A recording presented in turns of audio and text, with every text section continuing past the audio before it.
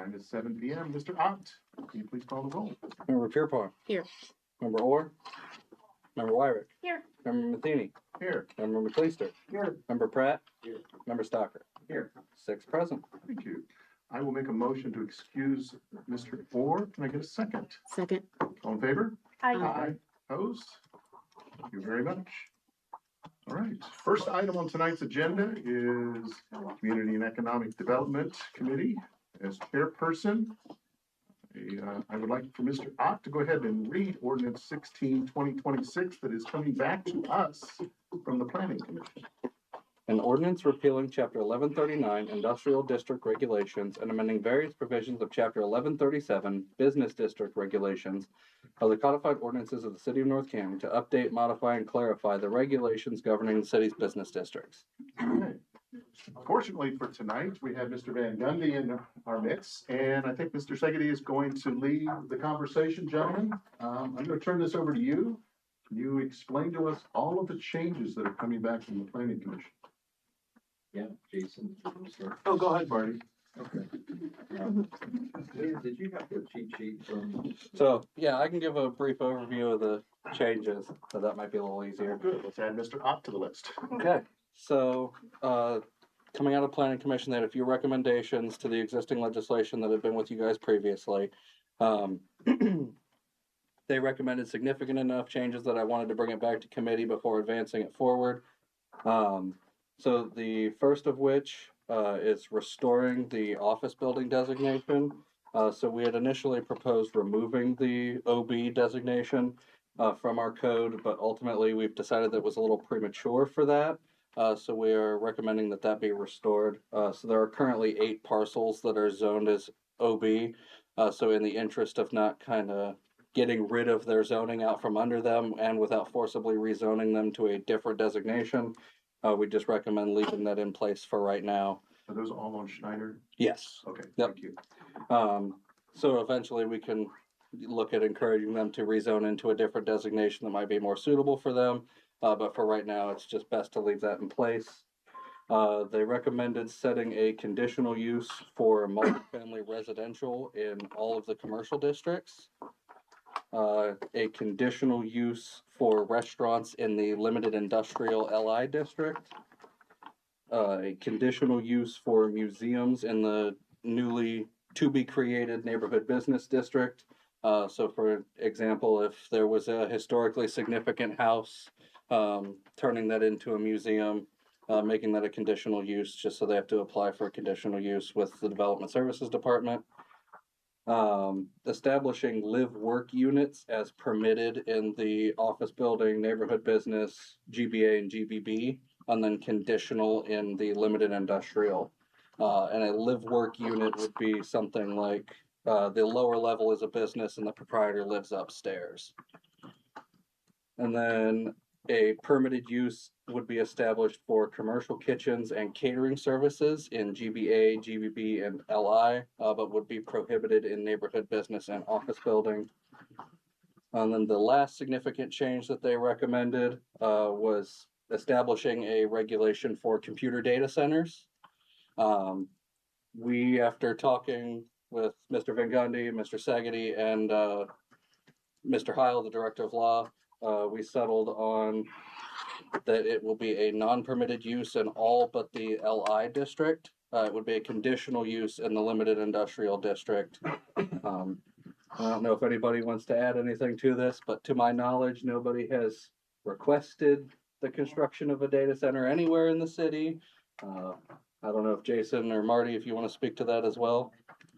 No, that's correct. And we felt like, given the lack of available spaces for at least a large data center, having the option to have one in the limited industrial, but with a conditional use, so Planning Commission and Council could look at it, see if it's a good fit. I mean, a lot of the discussion about data centers, understandably, has been about the behemoth data centers that are really large and use a lot of power, water, but there are a lot of data centers that have been in places for 20 or 30 years that people didn't even realize were data centers, which are much smaller. So if that sort of data center was ever proposed, we'd have the ability to at least look at it, but we feel pretty confident we've got both the zoning code and just land use in North Canton, that it's unlikely that we're going to have applications for the kind of data center they're discussing in Perry Township.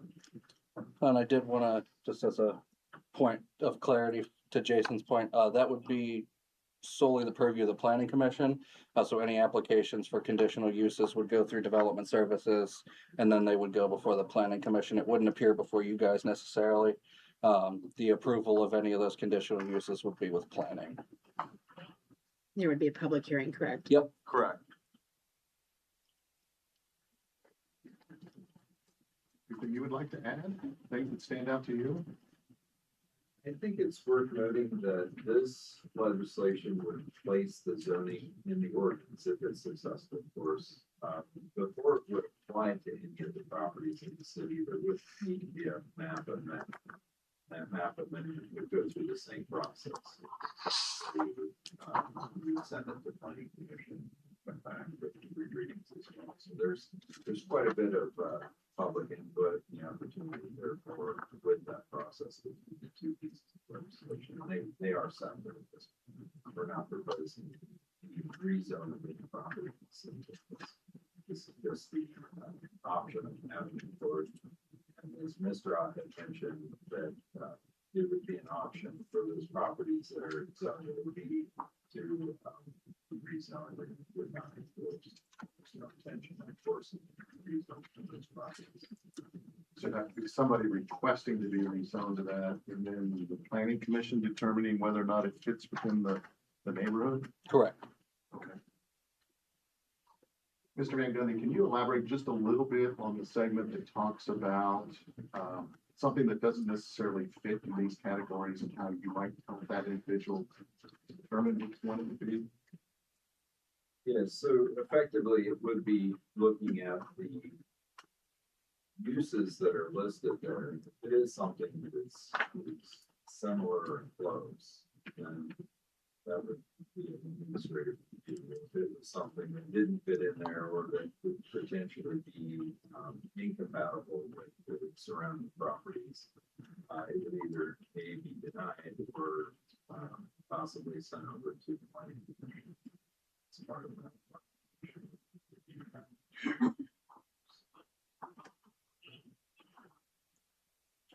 I have a couple questions. So at that meeting, there were also some comments from the planning commission members about some of the land use categories and the vagueness and the nature of those. So essential services was one of those. And I would agree that's pretty vague. I mean, since we've come through a pandemic, essential services seem to extend to a lot of us, no matter what we did. So I don't know if we can put some more clarity around that. But if somebody wants to go into the new NB category and says, I am an essential service worker, I mean, what scrutiny are we putting that land use category through with that kind of a description? And I guess I'll ask the same thing for some of the others that they mentioned at that meeting, like studios, and certain types of offices. So the essential services is a defined term, so we would revert to the definition section of the zoning code. okay, If they fit within that definition, would be classified as essential services. It can be taught to define all of the uses. For the example of studio, it would then look at that proposed use, what we're proposing in that building or property, and determine whether it's a compatible use as part of that. Alternatively, any of these uses, we could certainly define and have an explicit definition of it. That would place some borders or guidelines, if you would, on what would be approved under that particular use. I know that NB district was kind of spoken as to be intended to be businesses that operate in a 9 to 5 kind of realm and not residences who would expect their business doing business out of their home after hours. But a studio could be after hours. Any number of those items under essential services as we define it could be after hours. So that's just where some of my concern with that extends to. So that was expressed by the commission, but we're not really addressing that here. There was the request to add the OB back in, so thank you for doing that. There was also some discretion that we were looking at with the whole process of a grievance, or if I'm a resident and my neighbor is approved for the NB zoning change, does that resident receive a notification that somebody has applied for that? And they have an opportunity to come and speak about that prior to being approved.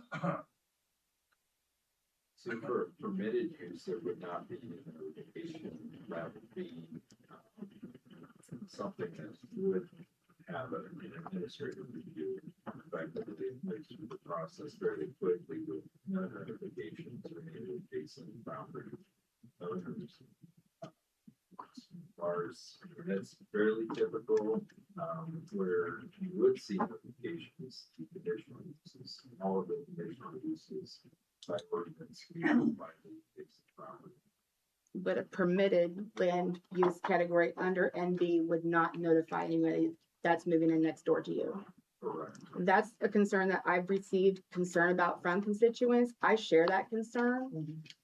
It's not going to be a good situation if my neighbor opens a business next to me and I do have 10 cars in their driveway at 8, 9 o'clock at night. And now the burden's on me to come to the ZBOA and file some sort of an appeal for that. It seems a little bit reactive, less proactive to me. So can we take a look at that? Is that something that we can? So with Amend? that is the application for a, Brendan. go ahead, Brendan. Go ahead, Brendan. Can I add a clarifying point to that? I think they would get noticed though, because it would require a zoning, because there's no That's what I wanted. current, yeah, no current part of our city But that's zoned NB. so what So in order are, for them to be an NB district, it would have to go through the rezoning process, and that does require a geographical area notice for a rezoning. okay, so this is our law director on the phone. So what he's saying is the first time I applied for the zoning change to NB, the notification would go out because it's zoning change request. That makes sense to me.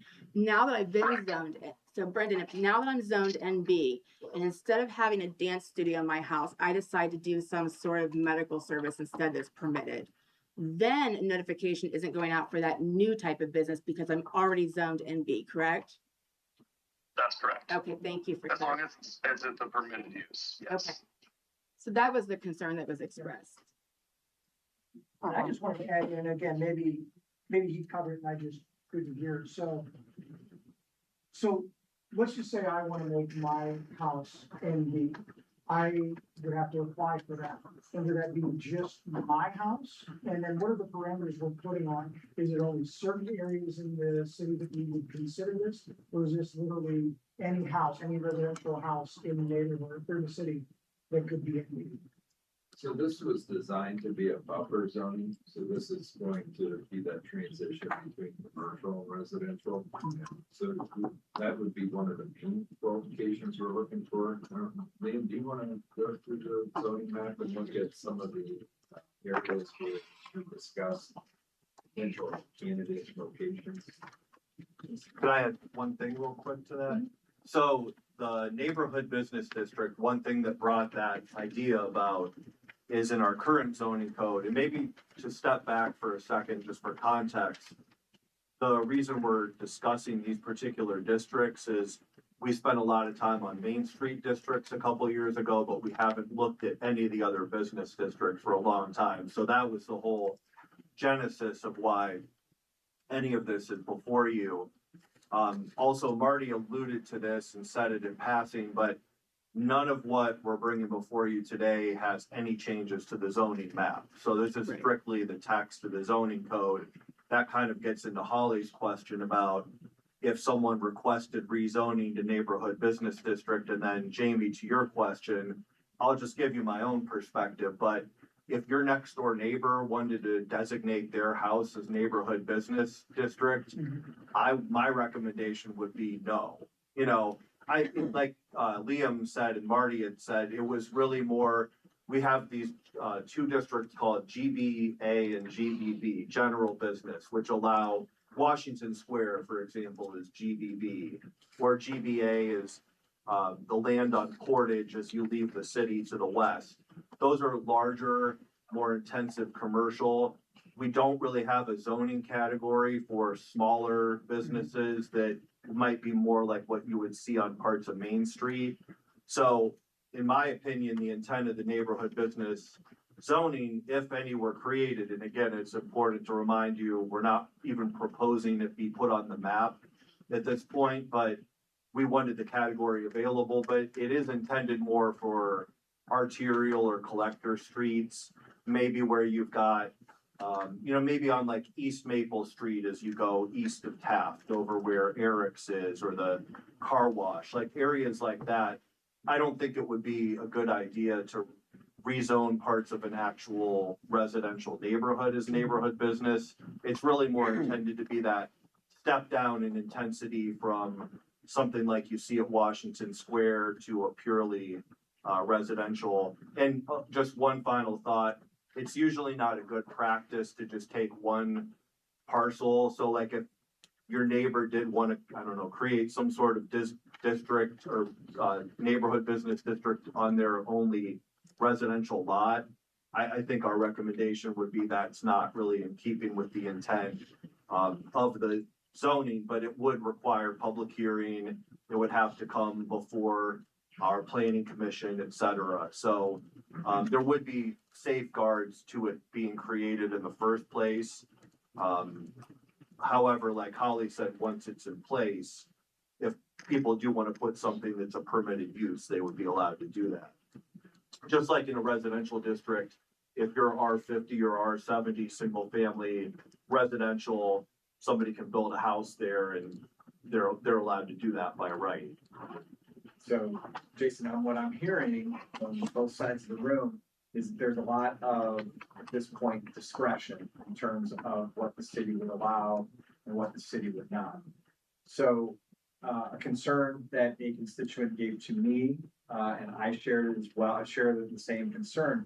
What happens if or when the current folks who all have apparently a pretty strong understanding of what the intent of the law is, what happens when those folks are no longer here and they've moved to, other cities or locales? And, I guess what my question really is can we not put some more specificity into the law where it talks more specifically about what we mean, instead of this, like you say, you'd be inclined not to permit it? All right, well, to be clear, I was saying what my recommendation would be. Right. If somebody requested rezoning in the scenario that Councilman McLeister mentioned, but could you maybe specify, are you talking about establishing the zoning district to begin with, or about a permitted use in the zone? You were referencing, that something might not be within the spirit of the law, and of course, the spirit of the law is not the letter of the law. And I just worry that if there are interpretations to be had, if none of us are here and the interpretations are left to people who perhaps don't have the same altruistic motives, I'm just thinking very long term about what, I don't want to give our residents 10 years down the road a bill of goods. Mm-hmm. Are you talking though specifically about the neighborhood business district zoning? Yes, I'm speaking about the NB. Correct. Yes. Okay, understand. Sorry. Yeah, because I just wanted to point out every zoning category is like that. Like once it gets established and it has a set of permitted uses, I think if I understand what you're saying is that might be all the more reason to be circumspect about where it's placed to begin Right, with. so some of the questions that Member Pierpont had, Member McLeister, where we're talking about a lot of the, if it's an approved use, it might get approved without a hearing. And then it's incumbent upon the residents to then make a complaint. Well, that's kind of a difficult, challenging, perhaps, process. So that's all I'm kind of looking at. I'm kind of trying to weave together all the questions that maybe we can't just be a little bit more specific about the NB. was ironically not very specific in my question, but about that, could we just be more specific on that? And that's what, I guess I'm wondering, could the language be that an NB has to be adjacent Right. to Mhm. GBB or GBA, or, you know, if we're saying it's a buffer to head toward residential, is there a way to say it can't just be a standalone? It may not Residence. always work like that, so like, for example, looking at the zoning map of that on Schneider, these offices along Schneider, there are no surrounding commercial districts, but these are established commercial uses already, that then any future designation goes with the land, so in So that. those are conditional, those were uses. So that these were- are zoned as office building, Okay. whatever their Yeah. use may be, whether permitted or conditional, would change theoretically with changes in ownership and changes in use. Same with up here, there's no GBA, GBB, these are the offices along East Maple. But OB would. Would we be would it be beneficial to not have 5 or 6 permitted uses and make everything conditional as we roll out this new NB designation? They have to go to zoning, has to be changed to NB. If everything's conditional or not permitted, where would that place this? So That's what I was gonna say. This is only affects 8 parcels right now. Correct. Well, actually, Right. no. that's the OB, no parcel presently. So Right. why wouldn't we just send whatever is in this category to ZBOA anyway? Well, Would that Zoning resolve would have to everybody's change. issue? Zoning would have to change, but to Holly's any point, future But uses, you then could if, set the if, mall as if the conditional. use category changes where it's already zoned in B, I want that to go before somebody and I want that I resident would next say door put to them it to be before notified. ZBOA, and Oh, that way to the planning it, commission. they're. But your idea to make those conditional, I think would handle that, right? Yeah, Because it would. conditional is gonna get a notification, right?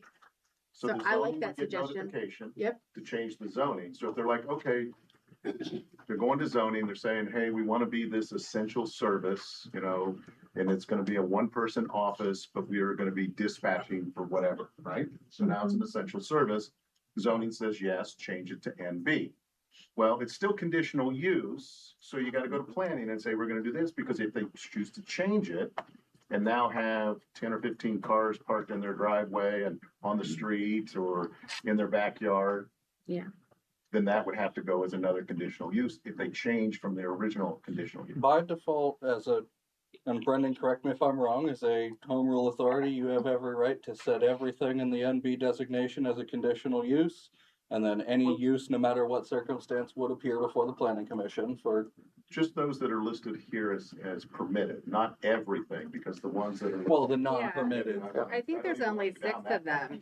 Administrative government services, offices, administrative medical billing, essential services, business services, studios for instruction, and dance studios. That's what I captured as permitted. Right. I think that would solve for the issue, the concern about.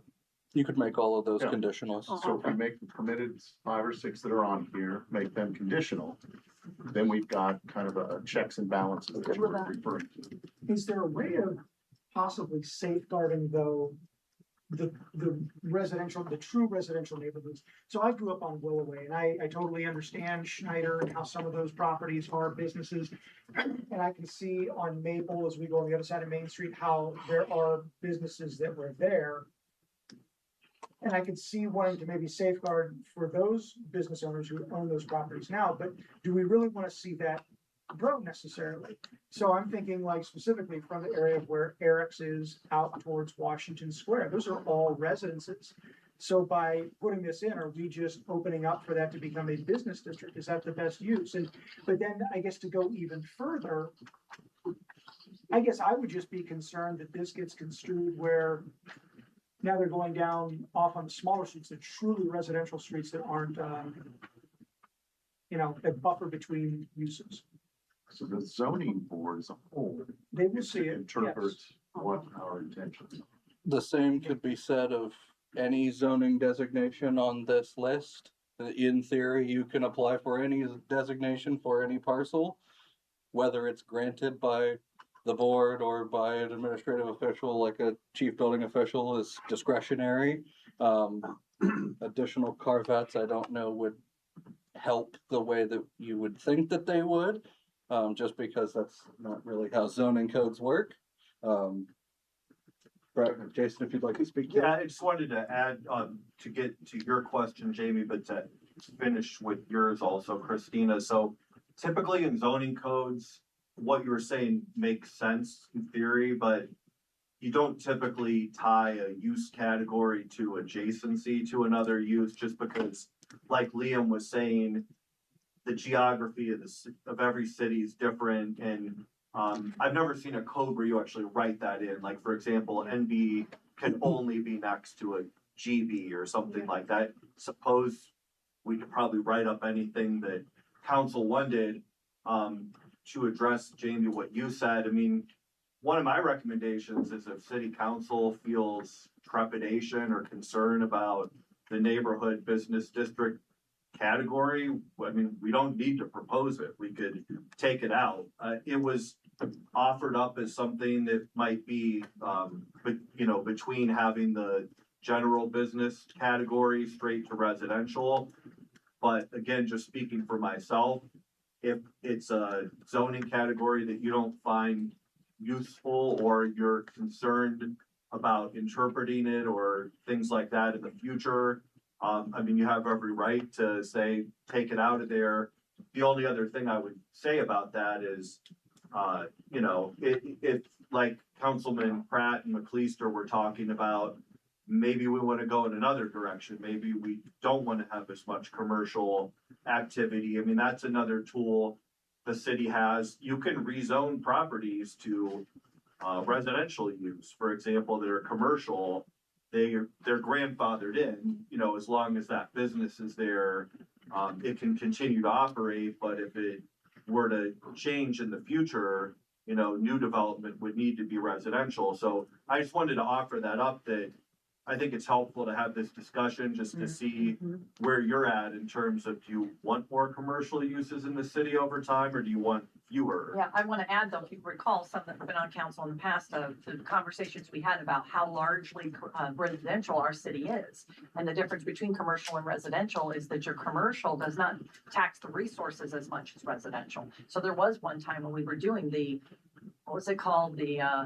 When we rewrote the zoning code, and it was the new, what was it called? The new generation, next. New urbanism? Or- Oh, we had a term for it, from the old zoning code to the new. And we did look at how much we are residential versus commercial on our percentage. And as you know, residential uses more, it costs more, uses more services of a city, and doesn't pay income tax. So a city, you kind of want to balance your commercial from your residential, because residential costs and commercial pays income tax to the city. So that might have been some of the spirit of this zoning code. I have a couple of questions. This is a little bit off topic, but do we have, if I want to turn it over to house. Can I do that? He's asking if we can turn an old house into a That would be duplex. the RQF, so as long as, public ones located in the RQF zoning. Multifamily. Okay. Because I mean, I guess basically what we'd be doing is turning more houses into businesses, or having them be partial businesses. And, I know we are Yeah. school asking for more students and things like that, so we'd be losing more housing. So I think kind of that way, as well as, businesses next to houses, does it create precedent? I know Jason kind of talked about that, but I guess that would still be a concern I would have. People that bought homes that are located where they're at for reasons. I don't really know if I'd like to change the rules of the game while we're in it. I've talked to a couple of people that kind of share that concern. And then I also think about empty space we already have in the community going down Main Street. Are we kind of giving reason to not utilize those spaces that we already have? Would it be good for business or bad for business? I don't know. That's just some of the thoughts that I had. I see a lot of the larger buildings that after pandemic, they've not been built back up. So Those are my thoughts. I have a, I'll go ahead. I'll jump back in. So I do honestly see wisdom in this transitional. And the reason that I see that is because, as it was explained at planning commission meeting, there are people who have businesses who are not quite yet ready to take on a lease, to take on the responsibility of a property. This is kind of a transitional way.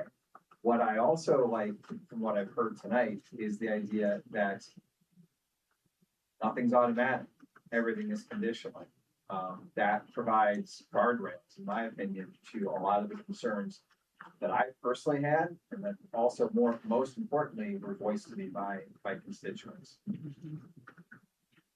If we have one house, let's just say, back to where we described before on Maple, between Eric's and Washington Square, one person raises their hand, as Member Stalker said, that, you know, not ready to take on a lease of a commercial building, and we change one property, is that not spot zoning?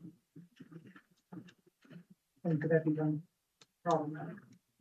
Typically, I think, Mr. Sagan did address some of that. If we're looking at a single parcel, then the reputation. So we'd have to Right. look at a larger area, I'm sure that it makes sense with the. And that's kind of what I thought I heard. So really, we would have to actually say, hey, this, from this street to this street, from Weber to Briar is gonna be, NB, right? So we would be just necessarily one. Generally not, it would depend on the size of the parcel, what's in the area. So you'd need multiple owners who would really be willing to jump on board and say, hey, you know, my neighbor Andy wants to start an ice cream shop, so I guess I'll jump on the bandwagon too, and I'll be NB as well. And I would say it's to echo what Marty said, it's a little context dependent. I think what you're saying is generally true, that if you had one parcel surrounded by residential uses, that type of category probably wouldn't be a very good fit. Like, to use a more extreme example, say you had one, 60-foot wide residential lot and there's 100 single family homes in every direction. I would say that probably not a great fit for a neighborhood business district. But like Marty said, if you had a 2-acre parcel sitting there and maybe there's a park on one side and one single family home on the other side, I mean, that could maybe be something where the context would at least have that idea be worth exploring, but it's fairly context dependent. What about across from like the old car wash? It's like a Valvoline now, Glass Hut, Claremont and East Maple. There's a couple lots there that are, I think they're set up for development, but they've not been yet. Is that something that could be zoned for business that would? That's currently zoned residential and it's purchased by someone that Right. intends to build homes on that already went through zoning and planning. Well, I guess to your point, though, in theory, because there's businesses across the street, that individual could turn that into, so that is putting more businesses right there on. And Maple. then would that be a trigger where then that house on the corner that's a duplex at Claremont and East Maple, could that go into a business and then so forth and so on down the street? Each of them would have to go to zoning, and then each of them would have to be approved by the planning commission for their conditional use to make sure that it is a good fit. And first, the district would have to be created, so they would have to petition for a rezoning to create the neighborhood business district zoning category. That would have to go through our usual process. And then to Councilman Matheny's point, once that district was established, if it was established, and you decided to have every use in it be a conditional use, yes, then they would have to come back. And I would just say, from long experience in planning and zoning, it's always a balancing act, because if you want the city to be more business friendly to some degree or another, and you create too many processes and too many onerous processes, people will say, I don't want to deal with all that government red tape. I'm gonna move my business to Jackson Township. On the other hand, on the other side of the balancing act, if you have no standards and no, it's, you know, you can, anything goes, then that creates problems for residents and might also not be the type of community character you want. So it is always trying to find that balance of having some guardrails, but also not making it so process heavy that it discourages business development or investment. I'd also like to circle back a bit more towards intent. First off, I don't think that anybody, either Mr. Van Gundy or Mr. Segedy, envisions there being a flood of people looking to rezone into the neighborhood business designation. And then additionally, this is intended to be more of a stopgap buffer type zoning designation.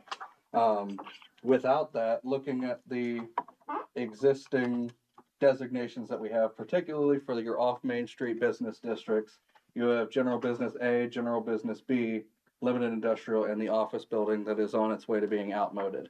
So once office building is gone, you're left with these three. Without a stopgap like a neighborhood business, you're left with those three categories that are much more permissive than what we are proposing for the neighborhood business chapter. That, again, just as anybody could apply for a neighborhood business designation, they could apply for a GBA, a GBB, or even an LI. LI would be a bit optimistic of somebody for a residential lot, but you might be able to inch out a GBA or GBB, and those uses that are permitted by right are much more permissive than what the NB would allow, especially if they're all conditional uses of the ones that are currently listed as permitted. So if you set those, what was it, 6? Yeah, 6.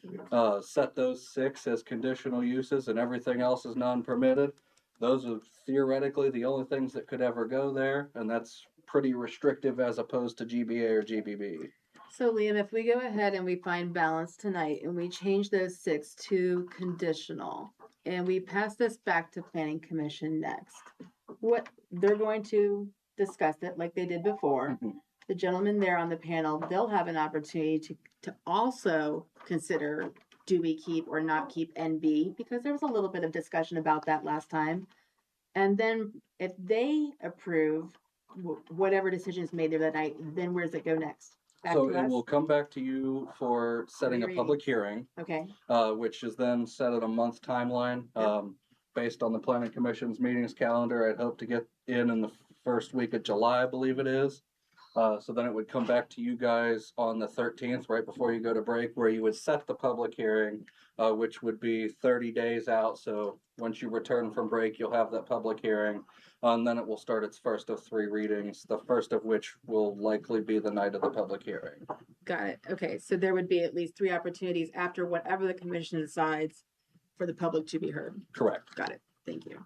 And the planning commission exists in an advisory capacity, so technically, really, all they can do is move I it know. forward with their recommendations. They recommended significant enough changes that I wanted to bring it back to committee, let that be discussed a little bit more before we moved it forward.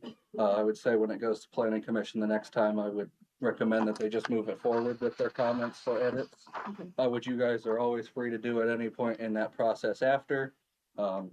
Say you get feedback on a particular designation and you'd like to line item amend that to be permitted, not permitted, what have you. That's within your guys' right past that point. Thank you.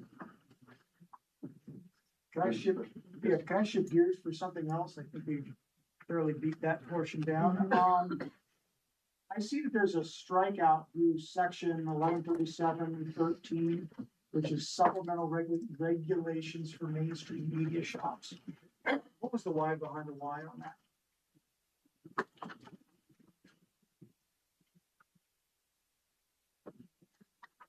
Let Mr. Van Gundy speak to that. I think that was one of your proposed changes.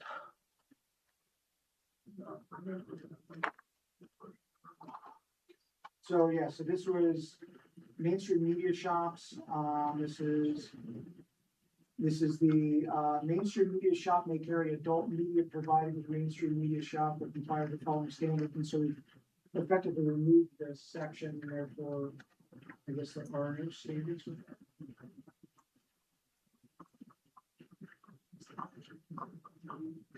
It's on, from what I have on what is labeled as new red line chapter 1137 business district regulations, on page 15, it's on the bottom.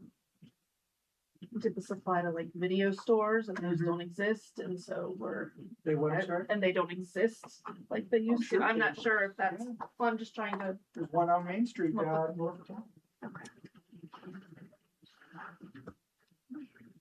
Is that covered under the land use category adult uses as defined in section 1145.07? I believe Is that it that just was a the intent, if I remember correctly, is a that it's governed by a redundancy? different chapter. Yeah, cause Yeah. that's the chapter that then talks about they can only have a certain percentage of adult materials in that retail That was store or whatever. Where, Holly?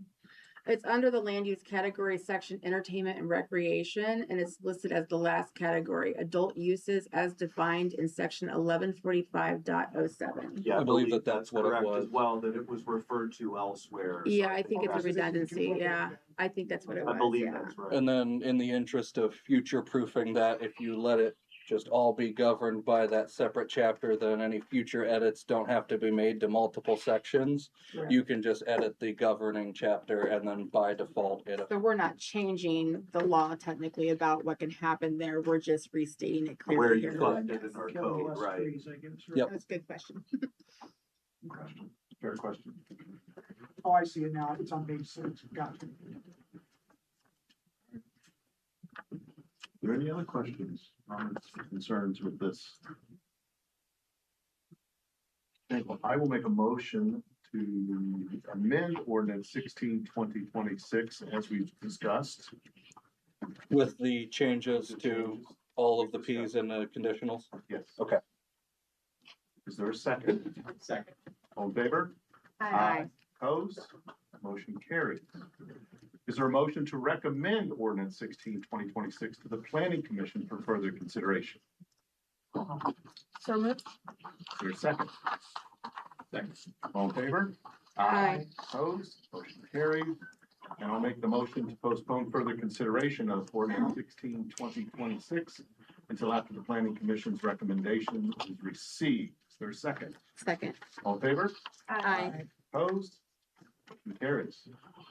Moving on to section 4, finance and property committee. Mr. McLeister, All right. the floor is yours. Thank you so very much. So, item 4A, it's actually orders for some change orders for the current renovations and HVAC, project that's going on at City Hall, which, by the way, if you notice on the way in, we do have some, temporary workstations set up here. So this is gonna be a temporary City Hall from what date till when? It got moved up last week. I did say June 22nd, which was today, we were gonna start the move, but our team was able to move sooner. So we have already set up over here our permits and building department. So if you need any contractor registrations, rental registrations, and finance is here, then they're gonna start with the other building department admin. So through this week, beginning of next week, the last move is the engineering department at the end of next week. And then all City Hall services will be located here until this HVAC project is complete.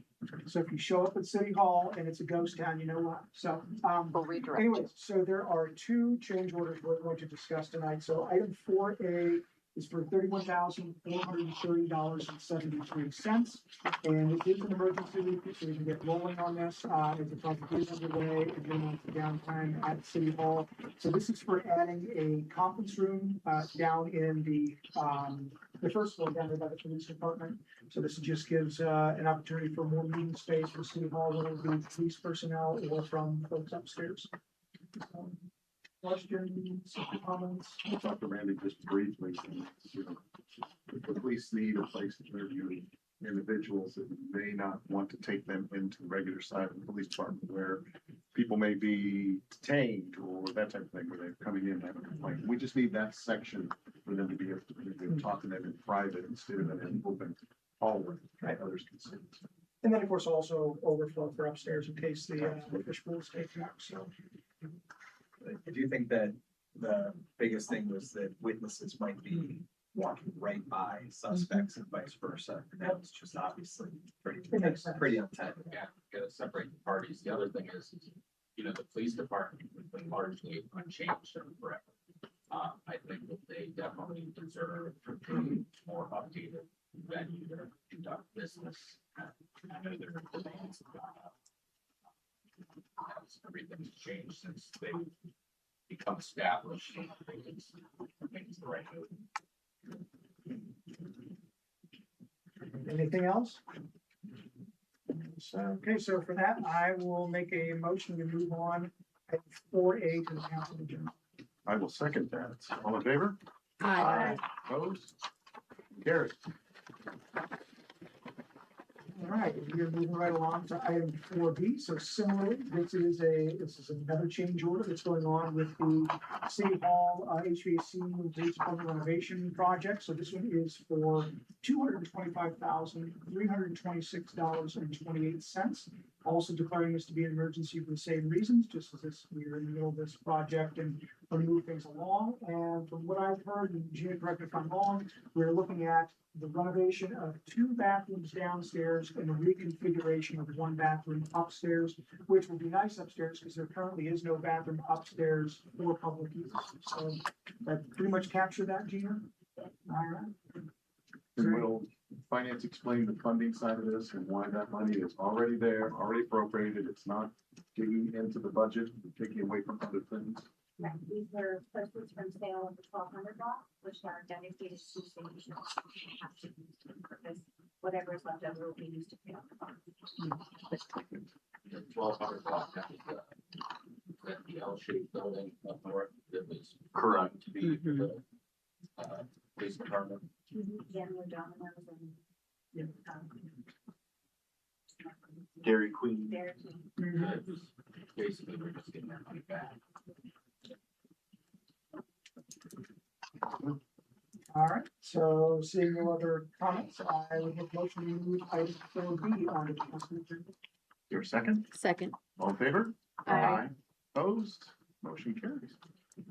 Moving on to item 5, Ordinance and Rules Committee, Mr. Pratt. This one falls under your committee. This is something that, so Holly and Dave have been involved with, to help out, not only everyone that lives here, but, law enforcement as well. It's an ordinance establishing chapter 372 for mobility devices of the codified ordinances of the city of North Canton, thereby establishing provisions for the use and operation of mobility devices within the city. The proposed legislation will establish chapter 372 codified ordinances to regulate the use and operation of mobility devices, including e-bikes, motorized scooters, electric skateboards, and similar devices. The legislation aims to improve safety for operators, drivers, and pedestrians. It defines key device types and sets requirements for lawful operation, including minimum age limits, helmet use for riders, and required equipment such as lights, reflectors, signals, and mirrors. The ordinance restricts where and how the devices may be used, such as limiting roadway use to streets within speed limits of 35 miles an hour or less, requiring adherence to traffic laws, and mandating safe behavior around pedestrians. It also outlines prohibited conduct, including unsafe operation, unauthorized modifications, and improper parking. It further goes into basically define the difference from an e-bike and regular bike. There is a section for electric motorcycles. It's different, but it basically helps explain what those things are and where they can't be used now. So with that, I'll let Liam take it from there. Okay, so yeah, I'll run through a brief summary of chapter 372. So first is what it's governing. So we define mobility devices as electric bicycles, motorized scooters, and electric skateboards, and similar devices. So an electric bicycle is going to be a 2-wheeled vehicle with pedals, handlebars, a seat, and that is powered fully or partially by an electric motor or meets the Ohio Revised Code's definition of electric bicycle. Motorized scooter will have handlebars powered by either gas or electric motor, no pedals, may or may not have a seat, and is capable of exceeding 10 miles an hour or over. An electric skateboard, think your one wheels, the platform that has a wheel in the center, maybe a couple more on the outsides, with either a stand or a sit design that's powered wholly by an electric motor. And this is not covering the electric motorbikes, electric motorcycles, whatever you'd want to call them, that don't have operable pedals. Those fall into a broader definition of state code with licensing and registration requirements. So this is just for the things with pedals. Generally speaking, the operation is only allowed for people that are 10 or older unless accompanied by an adult. And for the case of class 3 e-bikes, which are your heavier duty, heavier speed, or bet faster, that is 16 or older with a valid license or permit to operate a class 3 e-bike. The class 1s and 2s are 10 plus unless accompanied by adult. Helmets are required for anybody under 18 with the chin strap fastened, and are required for everyone operating a class 3 e-bike regardless of their age, just because those vehicles are capable of a surprising speed for something powered by an electric motor. So we want people to be safe. Some required equipment for the vehicles themselves is a headlight and a tail light or reflector that's visible up to 500 feet. It's just a reasonable, if you have a light on it, that's what we're concerned about. It has to have an audible signal, whether that's a horn or a bell. And for e-bikes, it needs to have a rear view mirror. I believe it's on the left-hand side. For usage on the roadways, they're only allowed on roads that are 35 miles per hour or less. The rider is strongly encouraged to stay towards the right side of the road as close as possible, just to stay out of the way of oncoming traffic as much as possible. The maximum of 2 riders abreast, so side by side, no more than 2 side by side going down the street, unless you're on a designated path that's built for more width, and following all of the relevant traffic laws applicable to vehicles. So they will operate as cars, should be stopping at stoplights and stop signs, not going up onto the sidewalk to avoid that red light, those sorts of things. For operation on sidewalks, trails, and in recreational areas such as parks, only class 1 and 2 e-bikes are allowed, and only in areas that do not otherwise prohibit those devices. We set a speed limit to the average walking pace of pedestrians that may be in the area. And when you are approaching those pedestrians, most likely from the rear, is giving an audible signal, something to the effect of on your left, on your right, just to let them know that you're coming by. And again, following all applicable laws. For the prohibited parking that Member Pratt mentioned, so it's not allowed to just be left on the street, blocking traffic or creating a hazard, whether that's in the street or for pedestrians, blocking any bus stops, ramps, driveways, fire hydrants, and anywhere else where bicycle parking would be prohibited. Some of the prohibited behaviors is carrying passengers unless it is specifically designed for it. If it is meant for 2 people, 2 people can ride. If it's meant for 1, there better only be 1. Riding improperly, so to the effect of standing on the pedals, raising up off the seat, popping wheelies, things of that nature, anything that would compromise your ability to be in control of the device. Modifying the device's structure or its speed beyond the manufacturer's specifications. If they rate it to a certain wattage, voltage, speed capability, it should be kept at that or less. Attaching it to a moving vehicle with a rider on it, so, don't bungee cord yourself to the bumper of your buddy's car. Any sort of reckless or unsafe operation.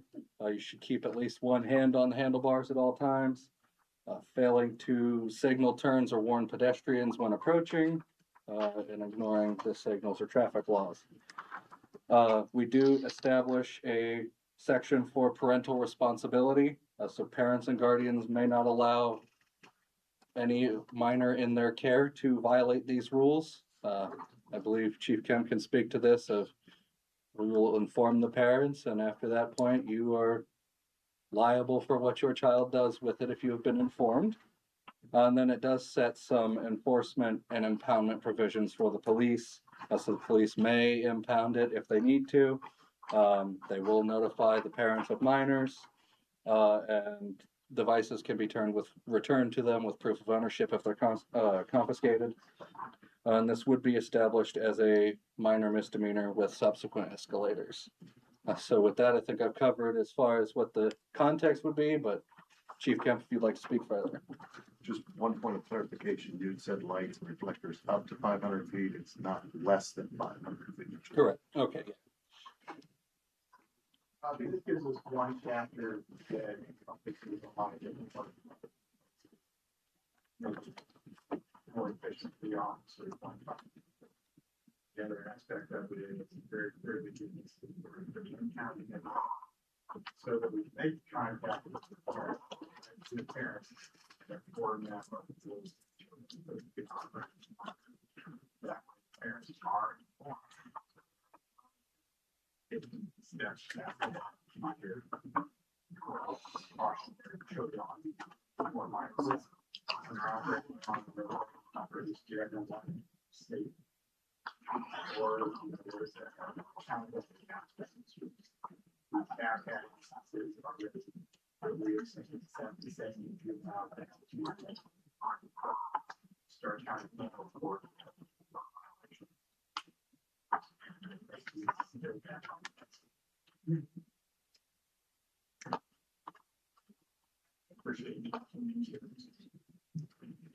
I have a question. So I appreciate, under the definitions, we have electric bicycle, motorized scooter, electric skateboard, electric motorbike, which is where my contention has been. And then a mobility device, it seems to be all encompassing. So I guess my first question, under mobility device, which is 372.01E, I do not see electric motorbike on there, so that is intentional. Correct, because those are governed by the larger state code for motorcycles that would require separate licensing and registration. Perfect. Okay, so I just want to make sure I understood that correctly, because I, for one, listen, I'm a cyclist myself. I have, I'm glad we're regulating some of the safety aspects with the e-bikes. I can appreciate the use of e-bikes, but what makes me nervous is the electric motorbikes, the pegs, not pedals, I think we've described it as. So I just want to make sure that with this, the way that I read it is, there is no electric motorbike in here. So if it has pegs, not pedals, that is not allowed on city streets, correct? It's a motorcycle. Unless otherwise registered as a motorcycle with the BMV. So regardless of the size, regardless of the power, if it's pegs, not pedals, it's a motorcycle. Motorcycle classification. Okay. And it means it would have to have a license plate and an operator's license. If it has all the Other requirements, like blinkers. basically what they've done is the mini bikes, the gasoline, lawnmower engine, motorcycles that were home built years ago. These electric motorcycles that become that because we haven't let those other ones operate on the roadway because there's no provision at all that allows them to be on the roadway. So the same thing applies with the electric motorcycles. We've taken every effort we could through social media to try and form the difference. And yes, with rules. Thank you for the.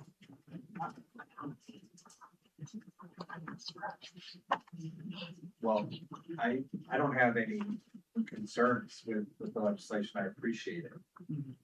I just want to point out though, that this committee, there was an issue that came before this committee several weeks ago, which we discussed.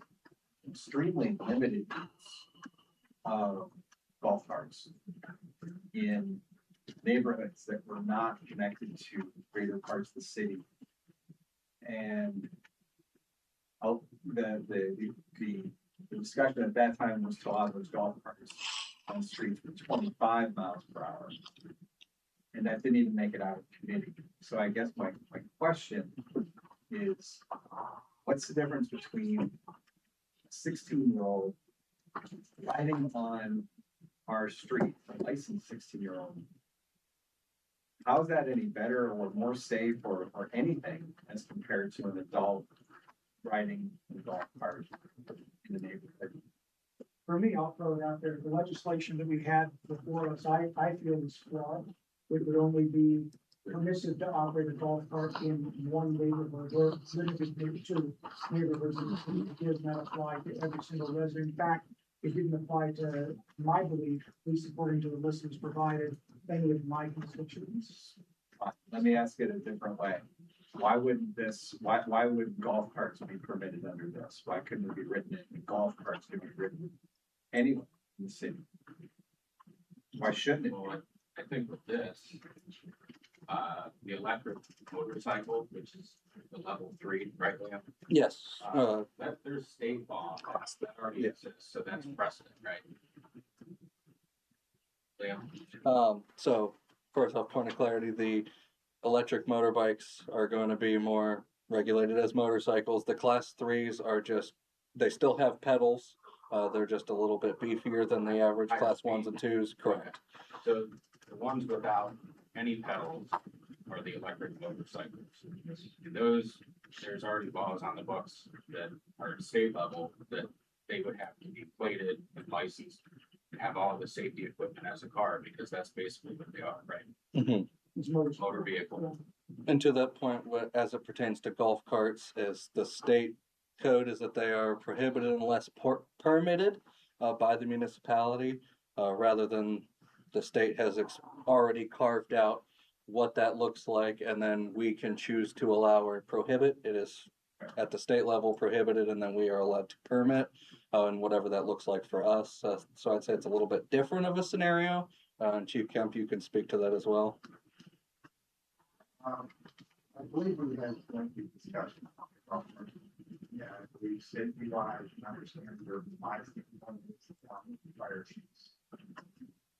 One, I was put in a situation where I talked to the gentleman. That was right, very well equipped dog cart on roadways down Maple here with his wife on the dog cart with him while she was boarding their kid. I discovered there is no child safety seat requirement or related to golf carts. Right. We talked about that. We talked about seatbelts and child seats and all the same law. So I guess Mr. Stocker's point is, how much different is this and how much unsafe is this than golf carts? But what's most important here is, I think we're gonna find that this legislation is gonna get moved to further discussions. And I'm fully supporting that. Yes, okay, good. I wanted to make sure that we are gonna move this to the council agenda. We are gonna have 3 readings on this. And we are going to make sure that we get to a workable solution for all definitions, for all motorized vehicles. Yes, sir. And I think you talked about what makes the difference with a 16-year-old and 5 streets with a license or temporary license. 16-year-old with a license is eligible to be it. So, given that age, the state feels that they have the capable understanding. That's for a 16-year-old. Stop the vehicle, not the operator. It's also like bikes. If you drive bikes on the street, you still have to obey on traffic. Now we have, electric assist bikes, so this helps clarify that.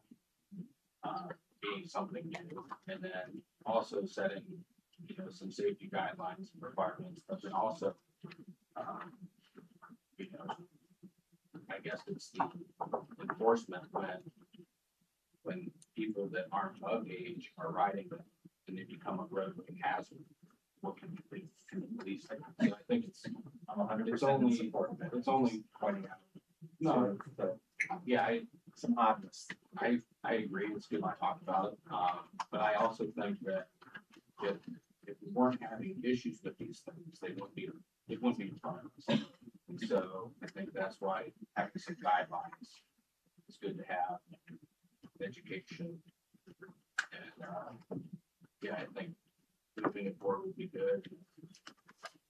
Anyone has any other questions or concerns?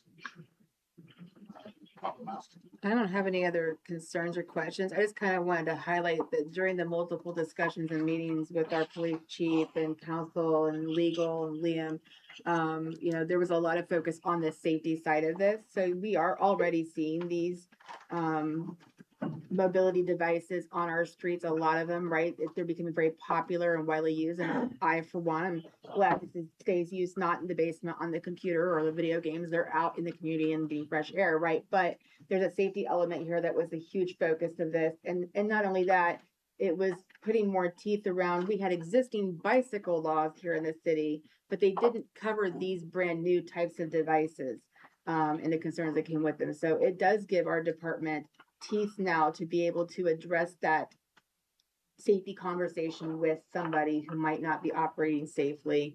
Our department quite often takes that route of a discussion, an educational discussion with the person violating the law the first time, educating them, hey, this is now the law and here's how you can get this right. We are not the no fun place. I would like to say we're here for your safety. So, and there will be an additional element we're trying to pursue with educating the community, maybe incorporating some of our video production utilities at the school district when they're back in session. So we'll continue to educate too. But I think this just kind of gives a more robust idea of why we pulled this legislation together.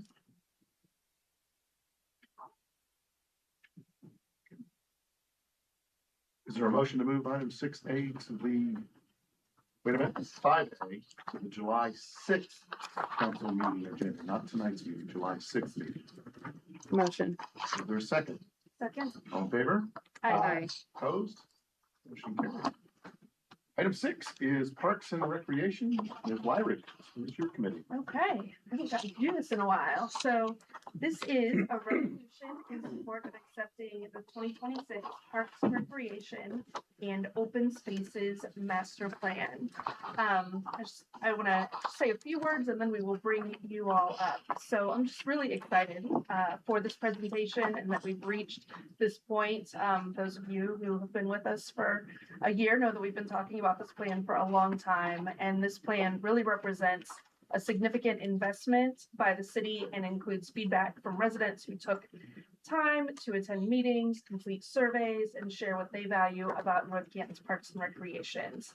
I want us to be sure to remember that a master plan is a planning tool. It helps us identify priorities, evaluate opportunities, and make informed decisions in the future. It does not obligate council to fund or implement any specific recommendation.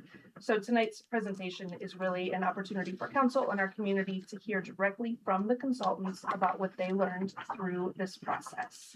At this time, council invites John Luger, Pete Rodenhauser, and Nancy Nozick of Brandstetter Carroll Incorporated to the floor for a presentation on the 2026 Parks, Recreation, and Open Spaces Master Plan. Thank you very much. Again, we are here representing Brandstetter Carroll. We are a firm of architects, landscape architects, planners, and engineers. I am Nancy Nozick. I am an architect, and I lead our Cleveland office right in downtown Cleveland.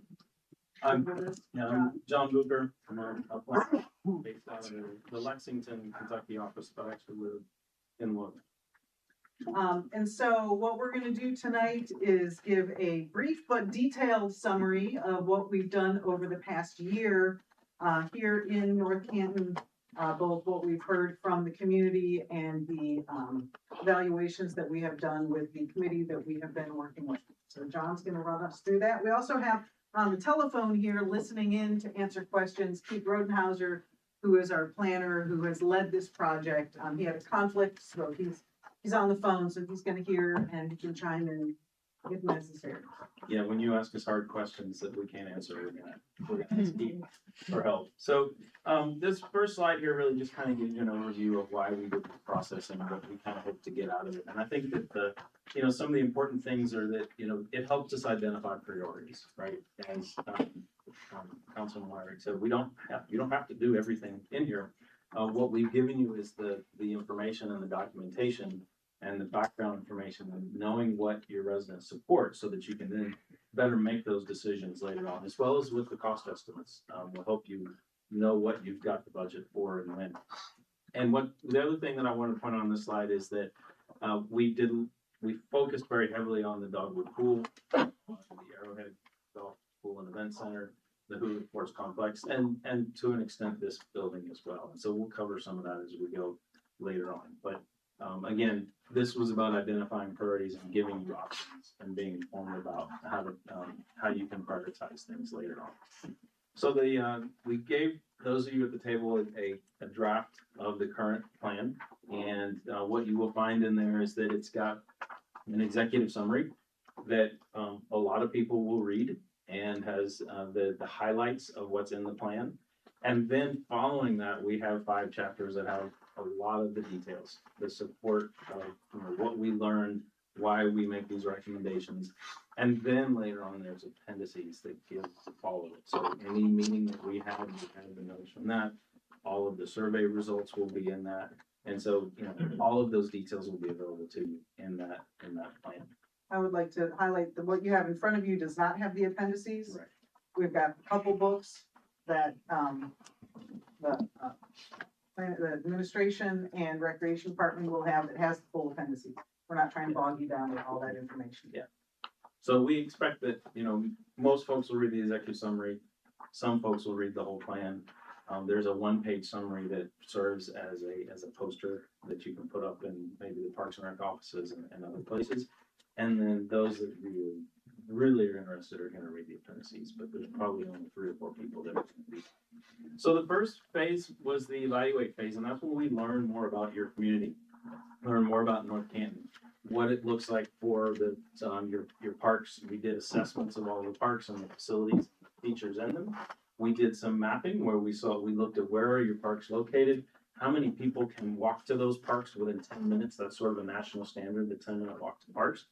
And how many people can drive to parks within 5 minutes, and how many can drive within 10 minutes. And so that's what that map is that you see there. And what we find that less than 35% of your residents are in low service areas. So that's pretty good. And 40% of your residents can actually walk to a park in 10 minutes or less.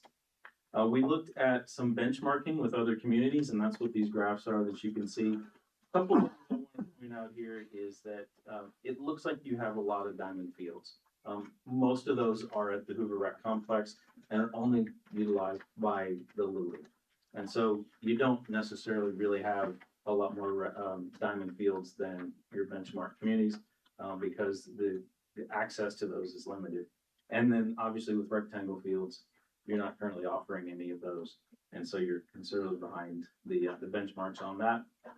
And then while it looks like you're really good on pickleball, everybody's behind on pickleball. So there are some recommendations for pickleball, and that's just because it's so popular. Everybody's playing catch up. So even though it looks like you're ahead, everybody's behind it. And then the other thing I want to put on the right, the acres per 10,000 population, looks like you're way ahead, and you are. A lot of that is because of Arrowhead.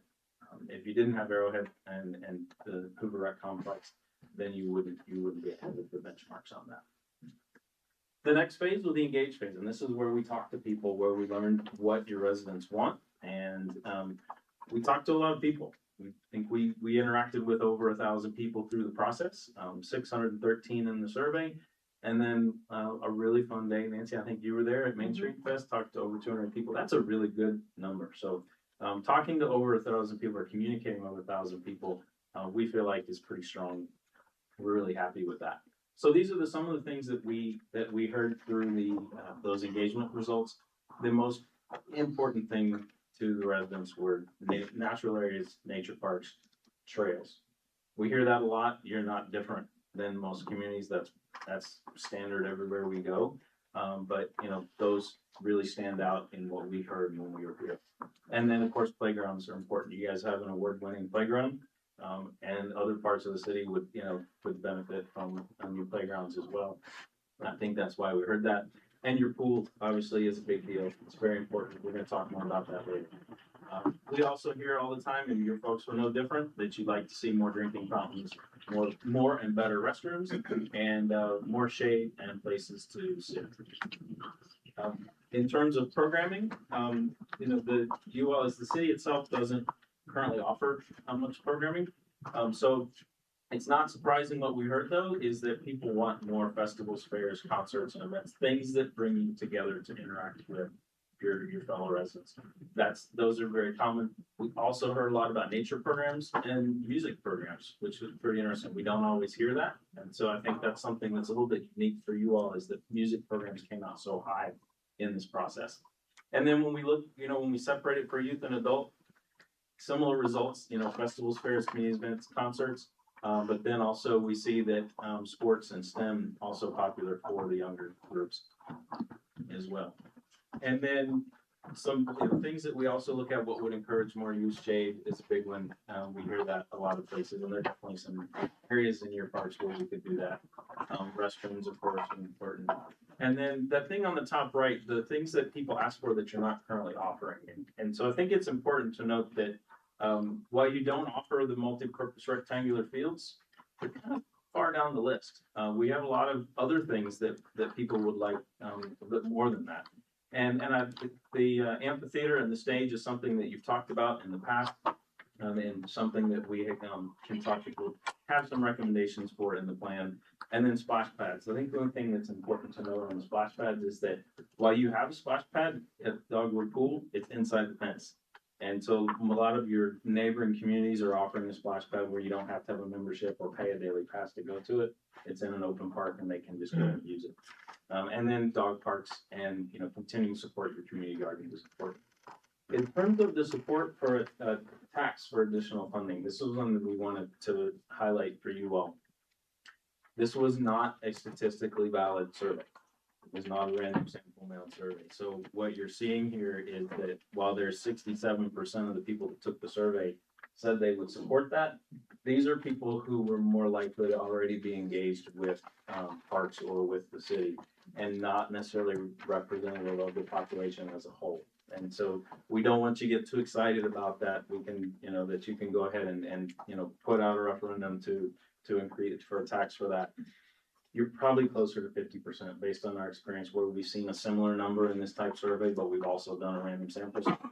They generally are, when it's this high, you're closer to 50%. So you still might make it if you decide to go that route, but just a little bit of caution on that. And then these are just kind of the overall highlights of things that they want. Obviously, improvements to what you have right now. Dogwood Pool, very important. What's the future of that? And then more restrooms, more shade. Continue to do more playgrounds like you have it at Dogwood. And then community events, festivals, concerts, those type things. So then finally we get to the plan phase. And this is where we start to make recommendations. And Mike, can I put you on the spot to talk about the mission and vision statement? Is that okay? Yeah, you just did, so I'll go ahead. So, reviewing this master plan, sharing this with Catherine and Jason, our vision as Parks and Recreation here in the city of North Canton, vision is to create a vibrant, healthy, and connected community where Parks and Recreation enrich every life. Our mission is therefore then enriching lives by providing exceptional service, creating and maintaining beautiful public spaces, quality programs and experiences that inspire healthy living, foster meaningful connections, and create an attractive, vibrant, welcoming community. Now, on top of that, we're going to operate under some core values. A summary of those core values simply is this: we are committed to delivering exceptional service, stewarding public resources responsibly, fostering inclusion, promoting health and wellness, acting with integrity, embracing innovation, and creating meaningful opportunities for all. And so those are the items that we're going to operate under Parks and Recreation in North Canton to deliver high quality park system and programs and community events for the residents. And they definitely will support the recommendations that we're going to talk about at this point in time. So with the way the recommendations divide up, we start with system-wide recommendations. These are things we don't necessarily have a specific place for, or they're things that just apply universally across your park system.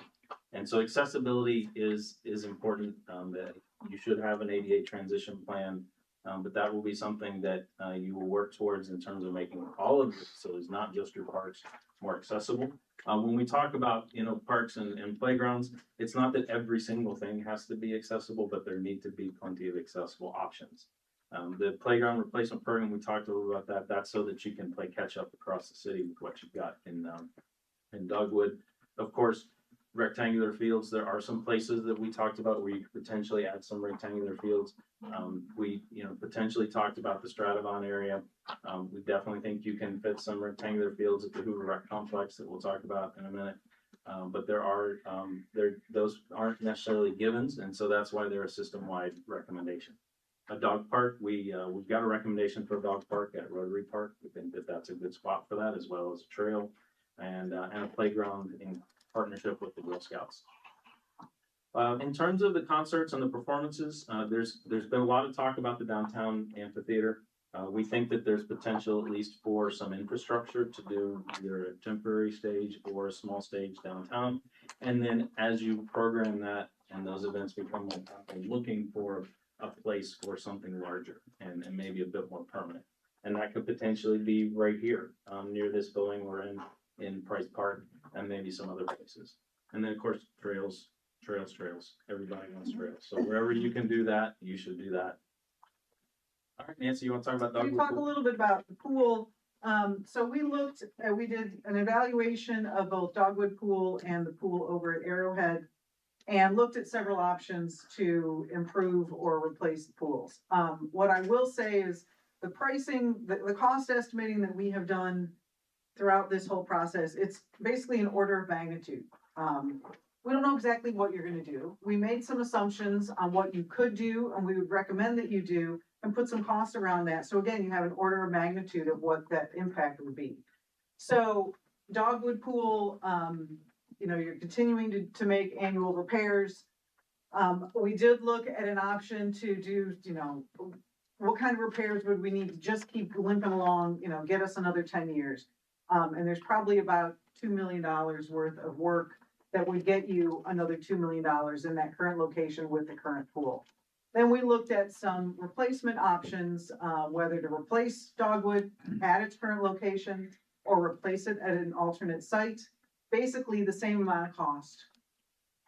There's a minor difference there if we look at the same facility, either in its current location or at a new location. And then we looked at, you could do a smaller pool. So, and there's a lot of variety in there in terms of what you would actually be able to construct and what you want to construct. Moving forward, this is its own kind of study. So we put some big parameters around it based on the community, the population, the trends, what we think the community would need and you would want to support the community.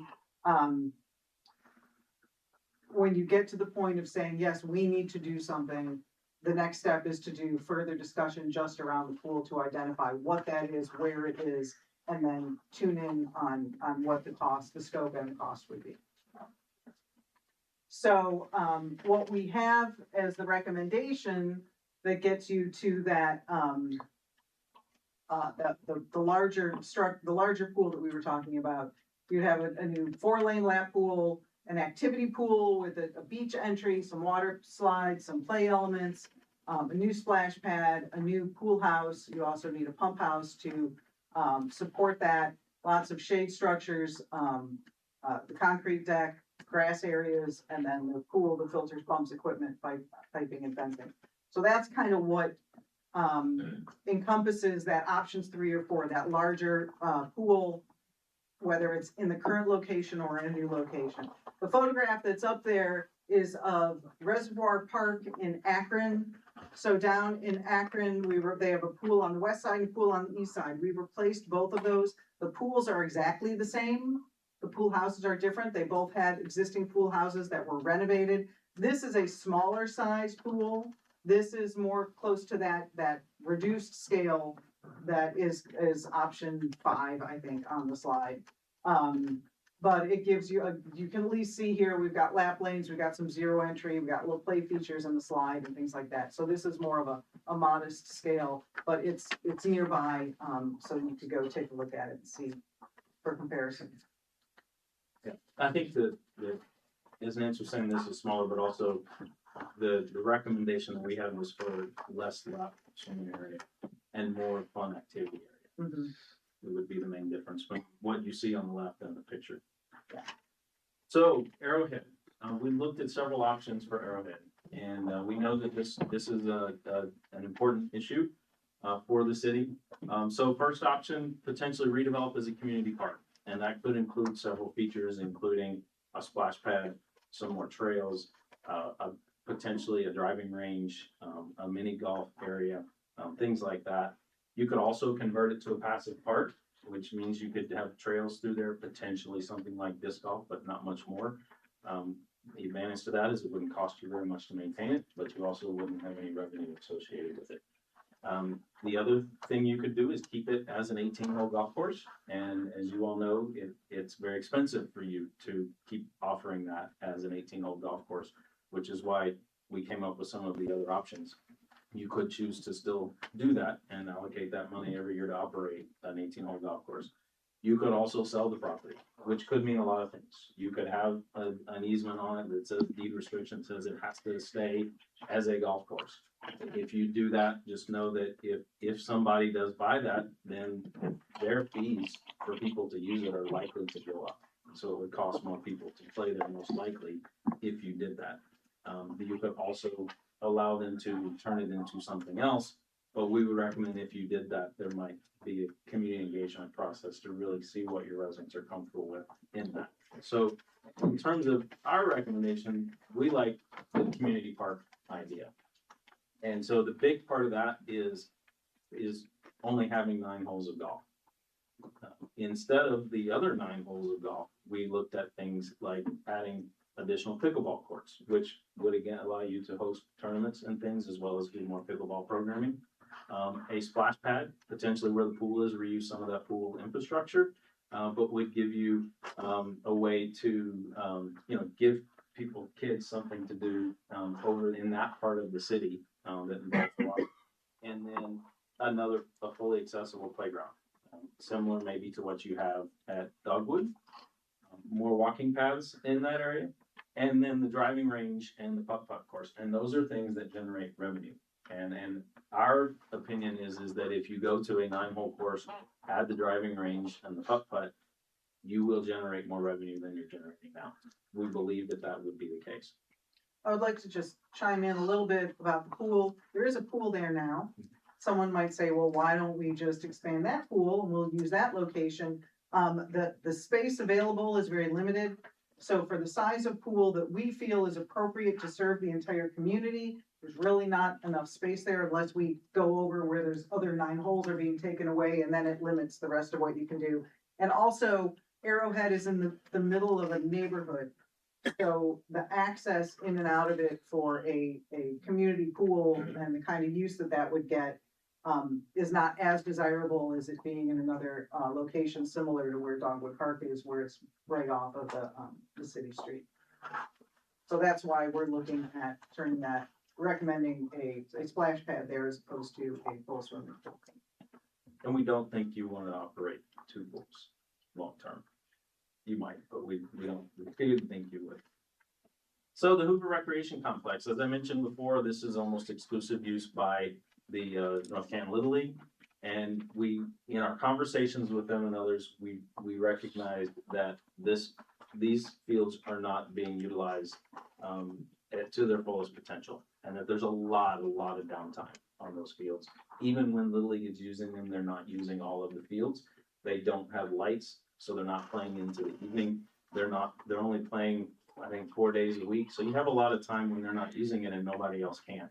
We feel like there's room there that you could put in 2 to 3 rectangular fields, lose 2 of the diamond fields, maybe 3, maybe only 2 if you take some of that land on the east side and convert that to either fields or parking. Would give you the opportunity then to have a lot more use of that park, a lot more year-round use of that park. You would need to do some other things, right? Some improvements to the dugouts and the bleachers and add lights and things to some of the fields, maybe not all, just so that you can still accommodate the uses that you have. We also think that because we heard trail so much, that the trail that's on the north side of that could be even better if you put a bridge across the creek and allowed and finish that loop. People would really enjoy that and use that more often, as well as extend that trail all the way down to the street, because right now the trail ends at the top of the parking lot, and then you have to walk through the parking lot to get down to the street. So where then the trail continues. So we would recommend that a separate trail be added so that if you're using that, you don't have to walk through the parking lot. And it's, again, a lot of times it's not a problem because it's not being used, but when it is busy over there, it's not really comfortable to walk through there. So then we also looked at some of your open space, primarily through the lens of where could we put rectangular fields. And so we talked a little bit about the area by Meyer at Stradalon. We also looked at Whitworth Park in the middle school because we understand there's conversations about a potential land swap and what could happen there. Potentially, some or all of that land that's owned by the school system could come to the city and be used as an addition to Whitworth Park, maybe add pool there if it can't be where it is.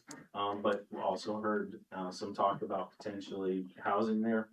Again, we're parks people, so we're gonna say keep it as parks, but there's something to consider that, there are there's a lot of space there, right? There's plenty of uses we heard about through the process that you could put it with where we we think you should consider that. And then we mentioned Rotary Park, the dog park, the trail, and the playground. Then we looked at some other parcels that you own, but there weren't really any others that we felt like were conducive to making into a park. They just didn't, either for access reasons or other things, they just didn't quite fit. So we also looked at operations and programming. Again, this is something that for your city, because you don't have a fully established Parks and Recreation Department, we're keeping this as simple as possible, but definitely looking at things like community events, festivals, concerts, and then looking at that lease agreement, particularly at Hoover, so that you can, that's when the time comes, get more community use out of that. And so that would require a change to that agreement. Streamline your rental process. You have the opportunity to generate more revenue and offset some of your operating costs with more rentals. And so making that process easier, we think would be good. Alternative funding is a part of that. So there's many ways that you can raise revenue beyond just rentals and taxes. And so we think taking a hard look at that to try to offset some of the new things that Mike's going to come up with that he's going to need money to do. So he's not always coming back to asking you all for money. He has some mechanisms that he can generate some of his own. And then, of course, marketing so people know what you're doing. And then with the Civic Center, we think that this is an important building, and it's really your only place to do any sort of recreational programming inside, if you want to do that. And so we think that with some different management, maybe a different agreement and how it's managed for those type uses, one, you could generate additional revenue, and you could have a space for additional programming as Mike builds that up and offers more. So we like this building as something that stays with the city and is used more robustly than it is now. And then when you get to this point in the plan, this is what the action plan looks like. It will tell you kind of what kind of time frame we're recommending for each of those recommendations, and you'll see the whole list in there. We only highlighted a few of them, but there's a lot. But this will tell you kind of, are we looking at 0 to 2 years, 3 to 5, 6 to 10? And whether it's 0 to 2, 3 to 5, 6 to 10 is not necessarily how you prioritize it. It's that some things you're going to do could be the highest priority, but you're never going to be able to get them implemented until 6 years from now because of the funding that's required or the land that has to be acquired, whatever it is. It could be a high priority, but be further down the road. And then this thing also tells you where in the plan on the right to find the reference. So if you're looking at this table and you say, well, I don't know what this thing means, if you look at that column on the right, it'll tell you where to turn back to, and then it'll explain to you what we're talking about with that recommendation. And then, of course, who's responsible and what kind of funding is in there as well. So yeah, this is where we are, and we're happy to take questions. Thank you. Questions? I guess as far as the golf course, we said that we can't, that it's not making money or whatnot, but we're not running it right now. How do we know? I mean, the city is not running it. How do we know what it's really making or not? How do we gauge that? Yeah, I think, and Ryan, you may be able to help with some of this, but we know what you've been allocating to help support their operation, right? And so that's in your budget documents, and it's a considerable amount of money. I don't believe that they have shared, the operators have been sharing what their actual revenues are, and so it's hard to necessarily know, but what we know is the amount of money that you've been giving them to operate. Do you have, like I think of up north, like Cleveland, you know, North Olmsted, they've got 2 golf courses in their city ran. Do you think that having a parks administrator run a golf course is, you know, bring it back into the city control? I know, and I don't think that was our intent with that recommendation, is not to bring all of that back into the city, but to have that operator, or a new operator when the lease turns over, or the agreement turns over, to operate it as a 9-hole course with a driving range and a real cool putt-putt course. That would still be the responsibility of the vendor, at least in the short term. And maybe 10 years from now, you might be ready to do that, but for now, it's that or a new vendor. And then, what do you think about the pool, you know, as far as, you know, the Y is a partner in it right now, but going forward, you know, recommend leaving the YMCA included in that, operating the pool? Yeah, we would encourage you to try to keep the YMCA as a partner. And we have seen, we worked in other places where the YMCA and the city have partnered on the swimming pool. And that the YMCA has in some cases helped with the capital costs. But that one of the most important things though is, as you continue to do that, that if you do partner with them, it's very important that you have something in that agreement that speaks to use of the pool by your residents at a resident rate that's affordable, rather than them having to be YMCA members. You're giving them a lot by helping them with this pool. It's important that your residents who are paying those taxes get a typical resident rate to use a city pool. And you can put that in the agreement. I did, can you go ahead for a second? Okay, because it was in line with one of the questions that I had. So I saw in the report and also here on the screen, you guys talked about replacement pool costs. And correct me if I'm wrong, it was approximately $9 million if we created a pool that would be sized for just North Canton residents. And was it 13.3? I had my figures wrong in my notes. Yes. 13.3 Yeah. for as it currently sits. So what that would mean is, my understanding is if we continue to work with the Y, which for the record, I think they've been absolutely fantastic. They fit a need at the time when we brought them on board. We're talking a $4 million difference in investment by retaining them on, even with that increased $4 million, because we'd have to build a bigger pool if they're going to run it, to my understanding. Is that still worthwhile to keep the Y on board? I don't know that that is the decision-making between the size of the pool that you design and you build. There's a lot of factors involved, and I would think the operation of the pool is something that you determine, you know, are you gonna hire city employees to operate that pool, or are you gonna continue to let the Y do it, or you can bring in a third party to operate. A lot of cities bring in a third party because they don't have the manpower to do that themselves. But I think moving forward, the decision on how to address the pool and how big it is and all of that, there are a lot of factors. It's not just how you, and regardless of the size of the pool, you have to address who's gonna operate it, how you're gonna operate it. So, it's, you know, just a matter of how much space you want, the capacity you want. And the reason for my question is, to my understanding, the YMCA would not operate that pool if it was just for North Canton residents only. It has to be open to everybody. Not that I don't love everybody, but, you know, I guess I'm thinking here as being the steward of the resources for the citizens of North Canton, the citizens of North Canton only. So in my mind, I would like to spend less, and if it means that people outside the city aren't able to use it, then I guess so be it.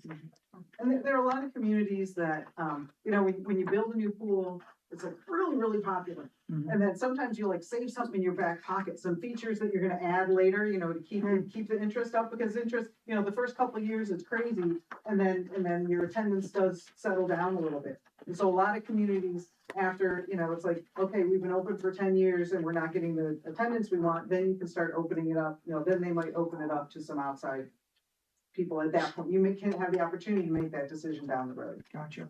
But a lot of communities do when they open, especially when they're investing in that facility, they wanna keep it just for their residents, and that's the goal, and to have your community be able to socialize together just with residents. Kind of a reason to live here or move here. Yeah, We can get you in exactly. contact with the real estate agent. Yeah, exactly. I guess along with that, so I counted with your events and your survey results, I count 968 people that you reached out to. What's the breakdown between resident and non-resident? Do you have that number off the top of your head? I don't have that off the top of my head. We can look that up and see. Unless Keith. Keith, do you happens know to that? Keith, do you know that answer? Are you there? I am here. On the survey, it was mostly residents. Can you define mostly for me, please? Can you define mostly? We did not. Oh, we didn't ask it, okay.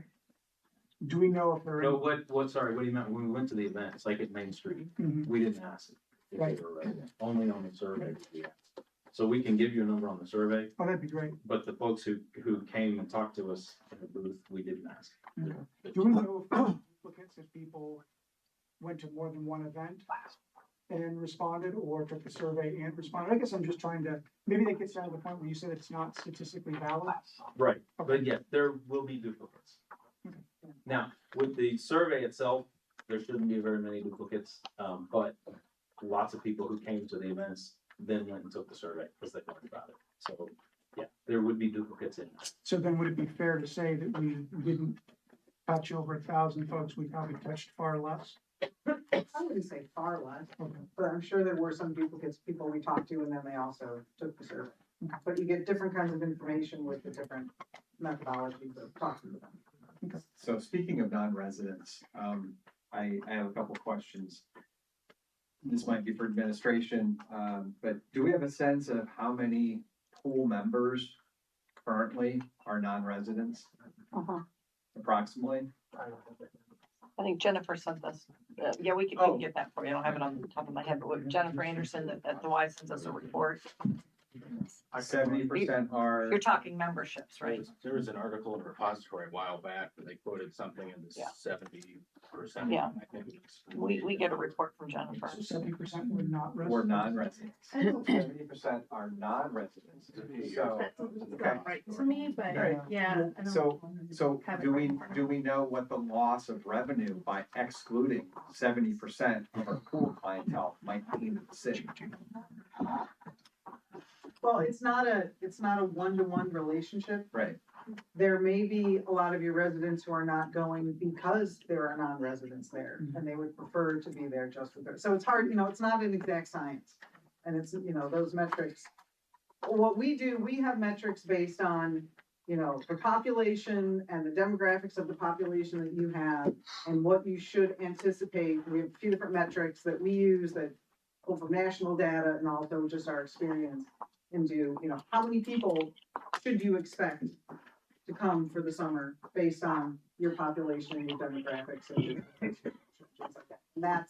And those are the numbers that we used to start laying out the pool, and got to that $12 to $13 million pool based on those metrics that we use. And if I may, just to add color, maybe to kind of add to what you're saying here, Jeff, I'm not looking to exclude people necessarily. I'm just thinking for the people that live within our city, our taxpayers who ultimately will pay for this pool, what size of a pool do we really truly need to serve the residents? And I guess at the end of the day, if somebody comes in as a guest or something from outside the community, I'm not looking to be exclusionary or start a country club. I just literally, is it fair to the residents of this city who don't use the pool that we are using tax dollars to build a pool to fund the people who don't contribute to it financially, other than through their passes, which is a contribution, but that's probably more on the operational side, not the infrastructure. So for the record, I'm very pro pool, but I want to make sure that we are sizing it appropriately. And that exercise, as I said, the next step is to do, just focus on planning on the pool. And that's the balance. How much capital, are we investing in the facility? What are the revenues we're anticipating to get out? What's it gonna cost to operate? You know, and how many people are we gonna serve? And so you balance all of those things together.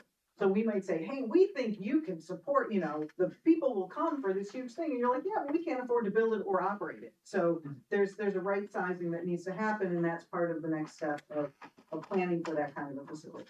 Gotcha. And it is standard to charge your residents less than non-residents, right? Yeah. Even if you're in a partnership with the Y, you can still do that. Oh, certainly. I would say 25% usually is kind of typical, but you could potentially do more or less depending on how when you run those numbers, you might get an idea. If it is true that 70% of the current members of the pool are not residents and they're gonna continue to come, that changes your formula a lot if it's 7% the other way. So now understanding that will help. I think you want the pool of people, but as far as building it, you want it to be taxed. It's tax dollar based, so people here are paying for it. So you mentioned multiple prices from keeping the pool, a smaller pool or a bigger pool, all the way up to over 13 million. In your experience, what are the top 3 successful funding rounds? So one of them you had mentioned in there was sponsorship or naming rights. And are those temporary or short-term, 5-year deals? Or where do you find the most success in getting money to build a pool like that for a community? Everybody does it a little differently. We're just starting to build a pool right now in New York State outside of Baltimore, and it is $10 million facility that is 100% funded by grants. They have a statewide grant, they have a county grant, they have Park Service grant, and then some local funding. So that we're seeing a lot more of that lately. And then there are some that are kind of half and half, like they have half of the money that's coming from, you know, ARPA funds or government funds or grants, and then they have to match it essentially. And so then that money is coming from the city. And then there are some that are tax-based. And a lot of times that is part of a larger park and rec tax, like the city of Westlake has a tax for all of their park and rec. And then they determine, they have priorities from our study that says how they're gonna use those dollars moving forward. So there's, everybody kind of does it a little bit differently. And then there are some that get, you know, corporate funding, put their name on it.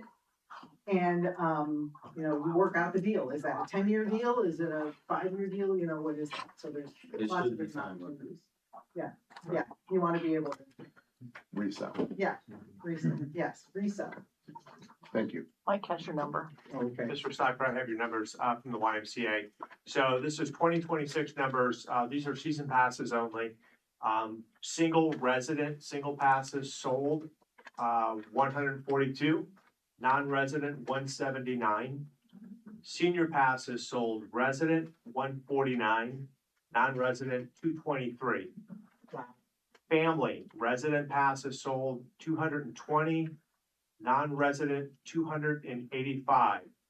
Now, I think there's something key, however, when you look at the family passes, the difference between 2025 and 26 for resident passes, that's up 18 over last year, as of the date of this report, which was a couple of weeks ago. Non-resident passes are down 57 from 2025. That would be with our change this With the year. rate increase. Rate increase. So in total, we have, there are 511 resident pass holders and 687 non-resident pass holders. So I guess hearing that, we could conceivably go with the smaller pool in theory. How do I get that? Yeah. I mean, if we go to the smaller pool that is just for residents only, it saves us on construction costs. It's fine, right? Clearly, but you'd be walking away from, they've said the majority of people don't even live here. They use the pool. No. Just another careful thing to remember, when you are not open it outside of the community grants, sometimes that will limit your grant funding. Grant funding sometimes is higher when it's regional as opposed to just select. you know, because the whole community, and like we say in this area of all of Stark County, there are very few pools left, you know, and when they're looking to. I guess you're right. I mean, if Yeah. we're not paying for it, so to speak, then it won't matter. Yeah. That would be, The other thing that I think could be important to include will be including the school district, so that kids that go to the schools are able to go, you know, and be with their friends in the summer. And if you want the percentage for the numbers Mike gave, it's 43% resident, 57% non-resident. And we don't have like a number for like school district out of those, right? Do we? No. Not anymore, no. We used to offer a discount when they were in the school district, and we would have had those numbers, but we stopped offering that discount a few years back. I had some more questions regarding the data collection process. So I was glad that you mentioned it was not statistically valid survey, because that's what really jumped out at me going through this book. And I've had this book for about 3 weeks, so I've been post-it noting it up. So I have some questions I've collected. So did we consider putting out a mail or postcard campaign to our citizens to collect this information? Would it cost a lot more money? Yeah, you would have been $15,000+. Are you asking about a statistically valid Yeah, survey? so I guess where I'm going with that is that a lot of our citizens do not have access to our website, our social media avenues, and other electronic means by which we collected data. We tried to have the paper surveys available. I think we had them at the library, we had them at the YMCA, we had them, I think City Hall had them downstairs, upstairs. We tried to have paper surveys, and then that's why we had them at the community events. We had them at the Berlin Fest and the Main Street Festival, and came to a senior center programming down here at the Civic Center, and then we did the engagement session. Did we? be able to mail out with utility bill out. Yeah, I was gonna ask my next question. Did we send out anything with our utility statements, a message printed on those utility statements? I don't know if I don't think we did that, no, but. You had already asked about the breakdown of residents versus non-residents, so I'll skip that. And then, you know, I guess for me, it's a matter of what percentage of our respondents are actually current park users versus non-park users, because all those places that you said we passed out a survey to are people who have demonstrated they use our parks a lot. That's what they mentioned. Why it's not Yeah, and statistically so valid. like a lot of these people who expressed interest in more festivals, fairs, events, we're responding to them at festivals, fairs, and events. So I would say that the data is very much leaning towards collecting information only from those people who really have an interest in these things. That is true. However, when we do have, you know, communities elect to do the statistically valid survey, that's still at the top. Everybody. Okay. Yeah. That's good. That's good. I think we do a great job of that here, by the way. So, you know, we have a growing 65+ population. You mentioned that in the draft. And so, other than the senior programming we have here, did we go to any of our senior assisted living facilities, any of our nursing home facilities within the city limits, and ask those people for their input? That was not part of our engagement. Did we engage our schools in discussions? I know they may have been part of a focus group, but did we have conversations with them that go down the avenue of what fields or green spaces do you as a school district currently make available to community members? I know that's not part of our inventory, but I think it's relevant to some of the decisions that we may make using this information, because if I'm saying I need more rectangular fields, but I don't also know that my school district offers 6 rectangular fields across 3 buildings that they have, that's relevant to me as well as to how many I want to build. So did we have any dialogue with them about what they offer? We had dialogue with the teams and the organizations. Right. And so almost all of them are using school fields when they can use them. I believe that. Particularly at Northwood. And then the high school fields, for the most part, they're not, very rarely are they able to use. Okay. Except I think football. And then the intermediate school, they use that with some, but most of it is at Northwood. Okay. You know, we talked about the Hoover complex, and I think that's a unique situation because unlike Arrowhead and YMCA facilities covered here, or the pool, excuse me, those are managed by a third party, but our North Canton Little League is who manages that complex purely through fundraising of their own. And so when we talk about future plans for that complex, I think it's very important we keep that in mind. There's a long withstanding decades of legacy there that goes behind how those fields were created.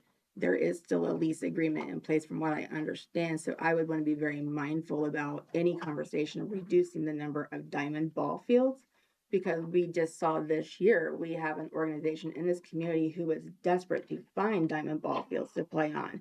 They were asking the city, they were asking the Little League, they were asking the schools, they went outside our community and could not find what they needed. So I would just say that we probably need to have updated conversations with those folks. And Mike, I know you're already working on some of this stuff, so Yes. you're on it. I know you are. But these are just things that I've kind of pulled out from my observations in the plan. I think what frustrates me with making decisions based off this data is that I want to make sure that when we're making decisions that involve millions of taxpayer dollars, it's grounded on good, solid data. I don't feel confident that I have that in this plan. And I don't know how else to state that other than just to say it like that.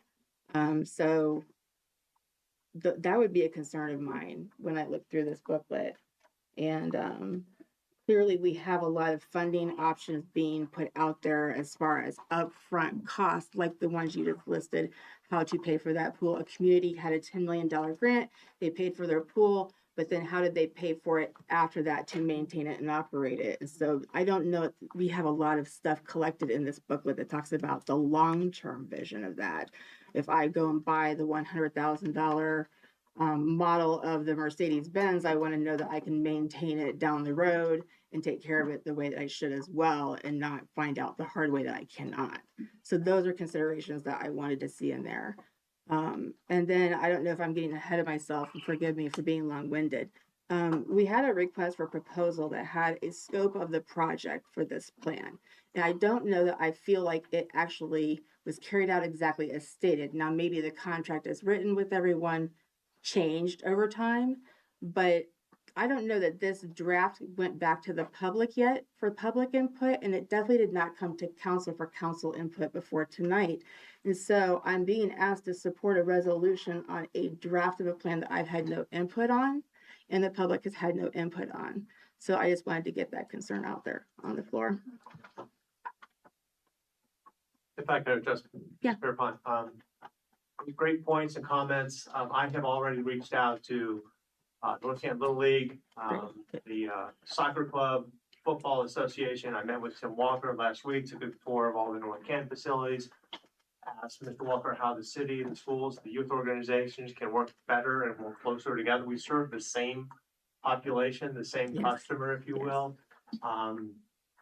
Clearly aware of the ball fields that were lost due to the rectangular field, the all-purpose field that's being built over there near the new middle school. We talked about options, maybe at another location to replace those two fields. So now the wheels are moving, they're in motion in terms of building and strengthening those existing relationships. This is my third master plan in my career for comprehensive Parks and Rec master plan. To Mr. Brooker's comment, the results don't surprise me. I think every community has that one or two unique components within it that makes it special. In North Canton, it is the pool, dogwood pool, and the golf course. Now, many communities have a publicly owned golf course.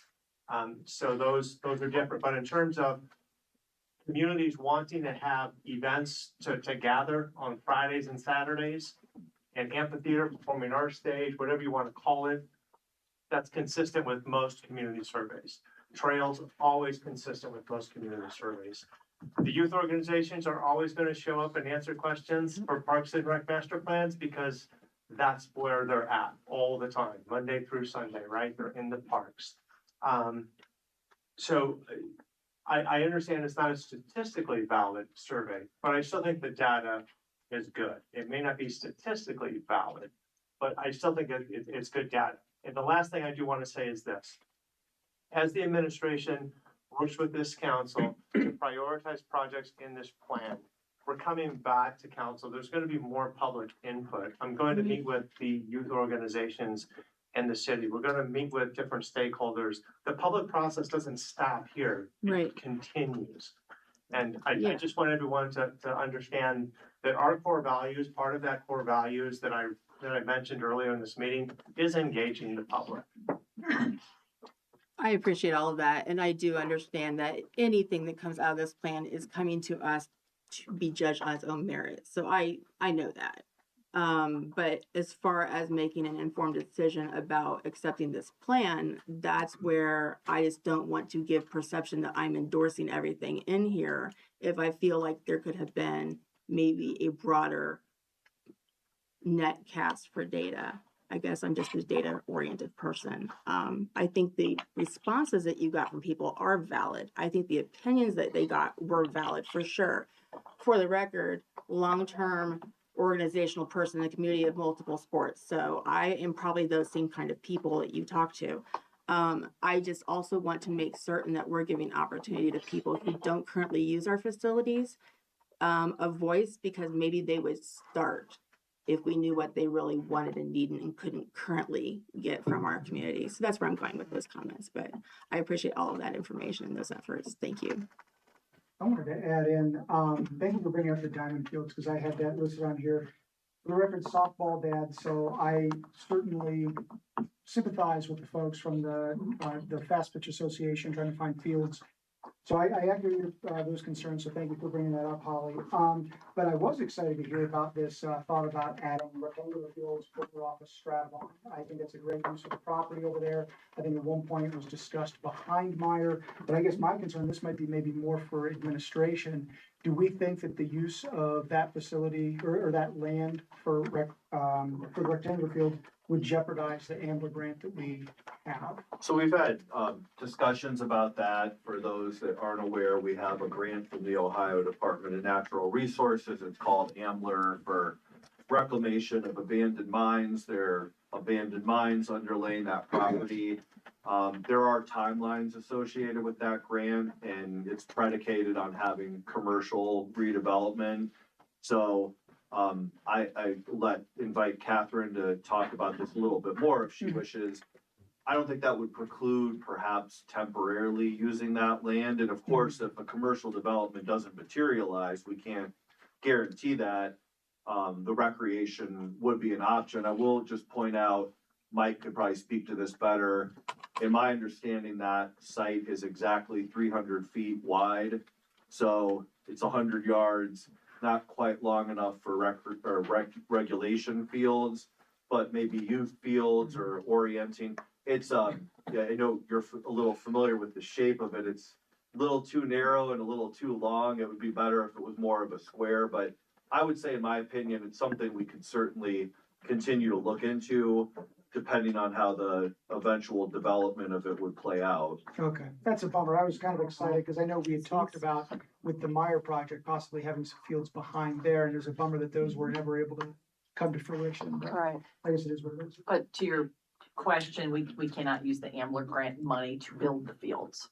Well, but I mean, Correct. we're using it to remediate the mine. Yes, Could we then use the property as fields then? and that's what Jason Yeah, said, we that's what I'm saying. temporarily could until a Temporarily. Yeah, commercial just, development came along. I'm not sure if But the this cost is, of building the fields couldn't come out of the AMBLR Oh, grant. no, I got it. or even remediating the mines under them. So like if we decided to permanently use it for recreation, the grant is predicated that we will have a commercial Gotcha. economic development use. So if there are mines, I mean, there are mines, if we had problems for mines like sinkholes, we could remediate those with this grant if it was for athletic purposes. Now, I mean, on the good end, hopefully that would be a little easier to repair than if there were buildings on it, but. Right, thank you. And I, If I could, sorry, how many studies, how many parks master plans has Brent Center Carroll done over years in your existence? about 115. Okay, and how did the methodology you utilized here in North Canton differ from those 150 studies? So Did it? a lot of it is the same. One of the big differences that, and not all of our clients choose to do the statistical random sample survey because it is expensive. And so, you know, I hate to put a number on it, but I would say probably a little more than half ask us to do that. and then others don't.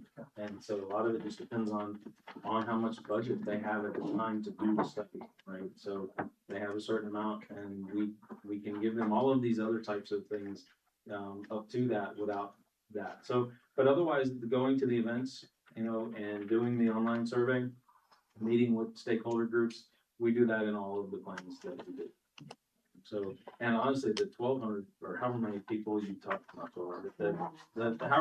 all those people that were talked to at the Main Street Fest, that's a really good number. I mean, a lot of folks. And those weren't folks that were already engaged in Parks and Rec. Those were folks that were there for the event, right? And just happened to come by, right? And then some of the others that got it were already engaged in some way. So when you said not statistically valid, part of what you're referring to is the fact that these folks are attending a festival, so they might be a little bit inclined to respond very positively towards festivals, right? Sure. Yeah. But that's only one of 20 questions. I would also say that over the years, we've been doing this for a long time. And so the methodology, the core components of it are similar. You want to reach out to the community, you want to look at mapping of where people are, you want to look at what the needs are. But how we do it has evolved. It's much more technologically savvy, and the kinds of information we can get, the kinds of mapping we can do, the kinds of analysis we can do. So what we're getting out of that, and then, trends are changing. And so we're overlaying a lot of that data and also relaying it to some of those benchmarks, our national park system data, and that's evolving. And so a lot of that gets evolved over time. And I will also say, I was at the Main Street Festival, and I'm trying to grab anybody who walks by to talk to them. And if they were not a resident, they're like, I'm not a resident, I don't use these places, and so they wouldn't come and talk to us. And so, 95% of the people that I talked to were residents and actively engaged in the community, so. But a lot of people say that they're from North Canton and do not live inside North Canton proper city. So they could have lived outside of our city limits and said, I'm a resident. So likewise, a lot of people don't understand the difference between the two. Yeah. Or a school district. That's a Yeah. good way to put it, yeah. I was at that Main Street Festival also. I was the only person from administrative staff other than a former admin assistant. Danielle was there with me, and you guys were all there. And yeah, we were pulling people, we were saying, you want to fill this out? And I handed surveys out, and in the top corner, it did say, because a lot of them would say, well, I don't think I'm in. I said, well, then check one of these boxes. It said Plain Township, Jackson Township, it said North Canton City, it said, other. And, so we were trying to capture that on the actual survey data. Where it wasn't captured was on the dots, the dot survey is what we called that. Yes. And I think another thing that's important to point out is that, with having the Hoover Company here, I used to play on the old T-ball league, on the fields that they decided were no longer to play on. And so they closed that all off. It's been fenced off forever, on the back side. And then they relocated us over at the current Little League fields. And so it was I guess I felt like they made a correction for us. So it's like, hey, we know you guys can't play here. Here's a place for you to play. And so that's gone on forever like that. And those guys have spent, and I'm not a baseball guy by any means or a sports person, but I know how people are in this town, and they put a lot of heart and soul into those leagues over there. And, a lot of those guys put their own money and time into it, efforts, and they built it up to what it is. So I don't see that dynamic change, but I also think that having lights could be helpful for many reasons. But I'd also like to see, some of those fields or the land next to it, more. I think rectangular fields are still very important because, when the school built new buildings, we lost green space. And it's no fault of their own, but, when they built Claremont, we lost at least 2 diamond fields plus other areas for other lacrosse, soccer, things like that.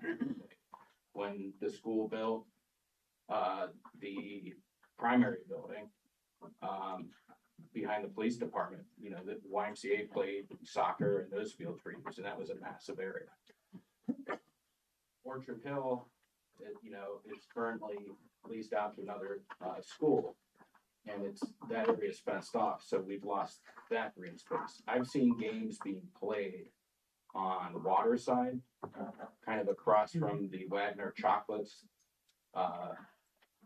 where there's an orthodontist on the street. That's the only business, but there's a water tower back there in the woods, and in between the back of the one business and that, there's an area that they've been playing games. So it's like, I know we have a real need for rectangular fields, so I'm not sure where some of that data comes from, but we don't need it. So that's a concern that I have. Oh, we're definitely saying we need You say you don't. Yeah, all of the dates. and, cause I thought the percentages were pretty low for rectangular fields. Well, I think one of the things that is on that slide that I did not point out, but I'll go back to it. So that showed up for things that you don't currently have. 18% of the people who took the survey said they'd like to see rectangular fields. Only 17% of your population is in that under 18 age group who typically is using, right? There's some adults that do it, but the vast majority of the people using those fields are teens. Right? So that's not accurate. So it's probably it's higher than it probably should have been because you don't have it. It probably would have been, you know, if you had that much, so that number would be a lot lower. So it's higher than the percentage of your population that generally would use it. So they're like, that's a strong need. I guess with that, I think, the steering committee, and I look at who's on it, and I just question why we don't have people from the community. You know, people from this room, instead of people that work for the city, or people that sit behind, the desk here. I guess I don't know why we don't have any of those folks. If that's normal or not, for your studies. It's different in every place that we go. We work with our client, either the Parks Department or the city, to put together that steering committee. And we generally give a list of the types of folks that should be on there. And then we do the best we can to get a steering committee that's going to be active and participating. Because we do ask them to come to lots of meetings and help us spread the word and be a part of that process. So, Can I just mention, the steering committee is more like procedural, right, on the whole process of it. There was engagement with the community. There were multiple stakeholder meetings that maybe they didn't really, spend a lot of time speaking to, but those groups were all spoken to, and those were members of the community, people from the Little League. So we were very respectful of them when we had that stakeholder meeting. We talked about how long that they've been in the lease, and to your point, that they've put a lot of years and a lot of money. They talked about the arrangement with the city. It is the city's land. We do own it. But our agreement is loosely inside you, outside us. We talked about that. They told us their pain points, their challenges, everything with how rec ball is today versus, the paid travel teams. We also spoke with lacrosse, and we spoke with soccer, and we spoke with little league, baseball, football, all of them. So that was the engagement also. and there's summaries of that in what you have, but when you get the appendices.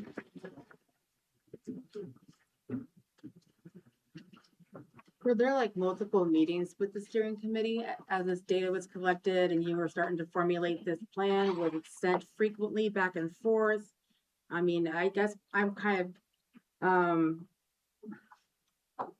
I lack information, I guess, because unbeknownst to you, we've been having meetings and talking about making a lot of positive improvements to our Parks and Recreation program here.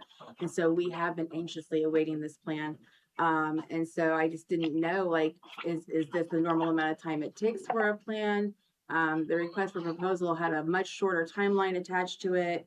I just don't know, what was the process between consultant and steering committee? How frequently did you guys meet and share information? And did the steering committee kick back feedback? Did the steering committee go out and solicit input from people based off of these findings? Can you kind of describe that a little bit? Yeah, so we had 5 steering committee meetings, and at the first meeting, it was kind of an introduction for them to the process, what their role was to be, which does include helping us engage with people, talking to folks that they know or who they might represent to bring that feedback back to the group.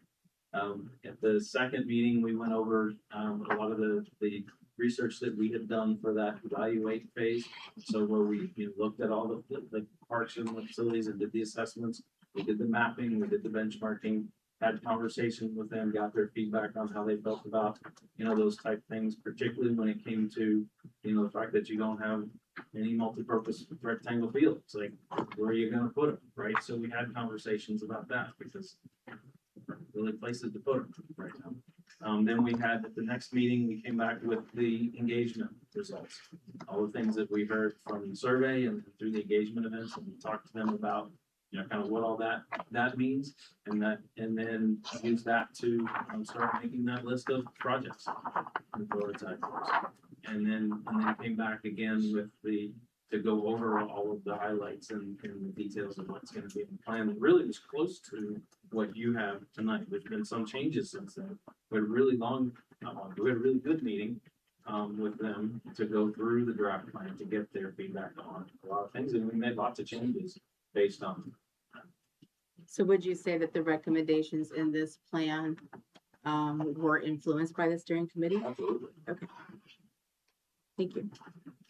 Well, we had to provide feedback on each stage of the process. Like when we started in the engagement stage, we had to help them as far as like when they say, where can we do this? How can we do this? They wouldn't know what festivals to come to or how to come to a senior event or things like that. And then further down the way, I was the one that had to set up the stakeholder groups. They don't know who our stakeholders are in our community. So that's what I'm, providing. It's interesting with our steering committee, it changed also. I know you weren't on council yet when we first went through this process with the RFP, and when we met with several different organizations. The group that started with that, we had Ben here, he wasn't here, and then Jason came on. We had Danielle, I think was part of it. She's not there. We have Brian Hill, he's not on like that. And then we added Trisha on after we hired her. So it was kind of, it's we don't have a Parks and Recreation department. That's, I think, one of the areas you noted how far behind we are on FTE as far as for our Parks department. So I know there's cities, I think you would have had more of a Parks department. So, more people from the Parks department on it, or Recreation department, yeah. So, and then we have the elected officials, right? And I think Jeff got added on it late too. Right, Stephanie was on it. Look how many changes we had, and just from when we started to where we ended. So. And the process also brings, we brought things to the table from our experience and what we see across the country. And then things were brought to the table from the citizen engagement, the things we were hearing from them. And then things were brought to the table from the committee and what they were hearing in the community and what their priorities were. So it's really a meshing of all of those things. And at the end of the day, it's your plan, and we like to cater our plans to what we are hearing from the community, but we're also going to kind of interject things that we've seen that we think would be appropriate for them. So it's been meshing a lot. The timeline originally was 12 months. And we asked and we tried to rush you to do it in 9 months. And I do remember Pat saying, that's a tall ask, we normally do it in 12 months. We were trying to push for 9 months because we asked if there could be anything we could cut out or anything we could do. We still ended up around 12 months. We definitely, have really good conversations about the pool and Arrowhead and the rec complex with the steering committee. And what you see in that book is different than what we first presented to them, because they have very strong opinions about particularly those things. Okay, so that would include their vision as well then? Yes. Okay. Based on knowing our community, like we did tell them what our community. Speak about the pool size, the current dogwood pool, if we erased it, go to new, what the cost would be if we did a smaller pool. You guys gave a quote of 9. Was that at the same location or a new location? That $9 million? It doesn't matter. It doesn't.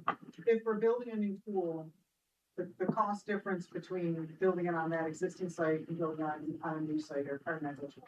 And also just kind of thinking out, 7th Street, there's probably at least 8 houses maybe on each side, maybe six to eight houses till you get up to the ball fields and the pool. If it was to be relocated somewhere like Orchard Hill, would we still be coming off of Everhard down Jonathan? Would be maybe slightly more houses, but only maybe more on one side than the other? We have to evaluate. I'm not familiar with Orchard Hill. Did we talk about Orchard? I think we said that's the most south side of the city, and whenever we talked about any kind of relocation, we wanted it to be more central to the community, so it was not identified as really the best place, being so south. And I might just add, not to put words in our consultant's mouth, but I know Nancy, you had referred to this before, that the pool is such a preeminent issue in this master plan that we could do a whole master plan on the pool. Should do a lot of strategic planning on the pool, if and when council and administration and so forth come to decisions on, you know, will there be a pool, where would it be, how would it be paid for, but there would need to be a similar level of study just to, I think, do feasibility, both in location would be a big part of that, you know, future planning. Yeah, we typically look at sizing, you know, who's gonna serve, what size it should be, where it should be located, and then that whole operations and revenue. So you talk about what does it cost to operate it? That's part of what we typically do in a pool study or feasibility before you move forward with a pool, is we look at what is it gonna take to operate it long term, and how do you offset that with the revenues, or do you have to offset it with more? And that's part of that whole decision-making process. Because, yeah, you know, build the thing, but you gotta maintain it, and you gotta keep it going, you gotta staff it and all of that. So there's definitely a component that we always look at. So what I'm hearing is, obviously with the pool statistics, and we know that the other parks and the ball fields, and our parks are being attended by more than just city residents.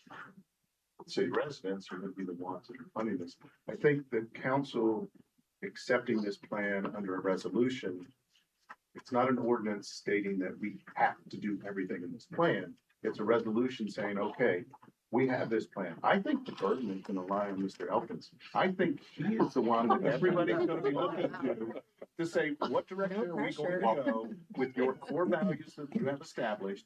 And how is that going to impact the community? And how are we gonna make sure that this is exactly what the community wants us to spend our dollars on first and foremost, and then what priorities? Well, I think that goes back to what I said earlier about continued community engagement.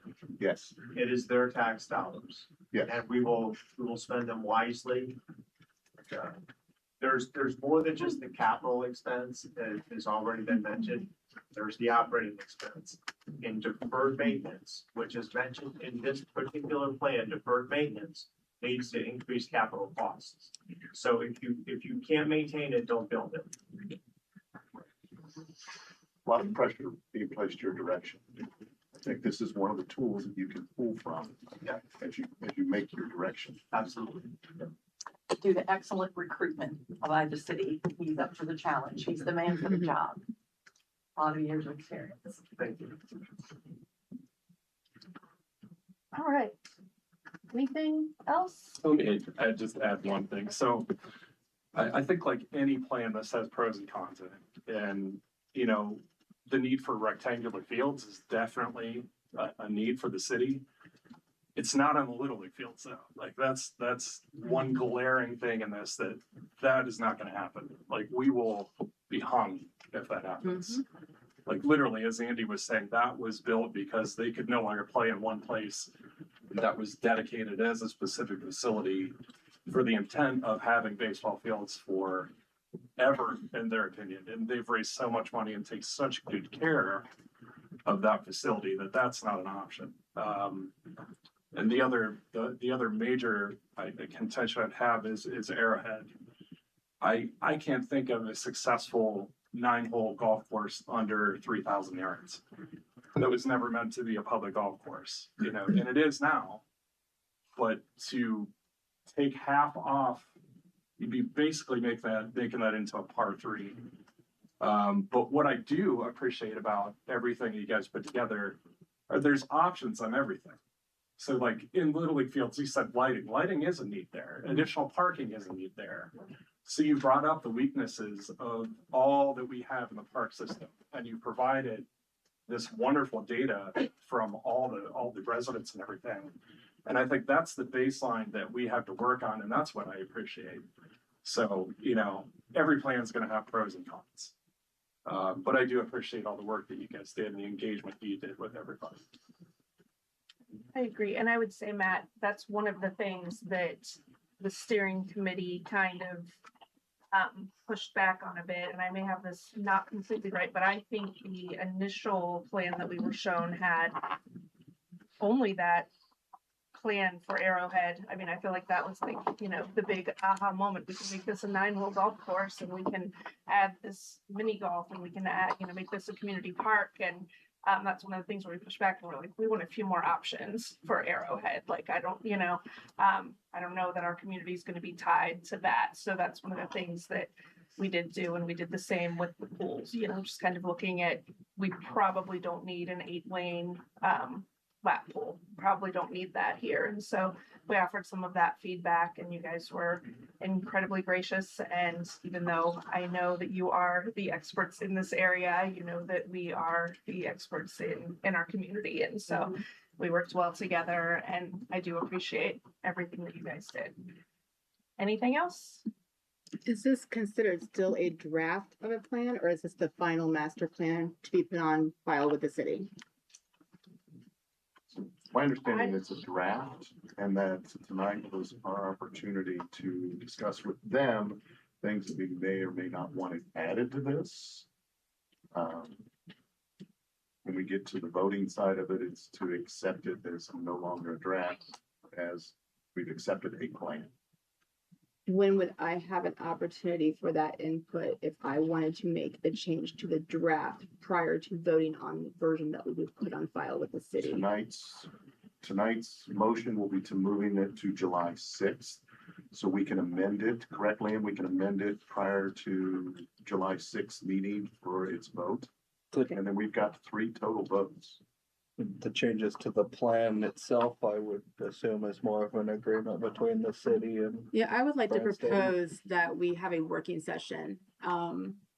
Obviously, we've got a session coming up for the summer, but I would propose a working session open to the public amongst the 7 council members, so that the remaining council members do have an opportunity to just have some input after having reviewed this.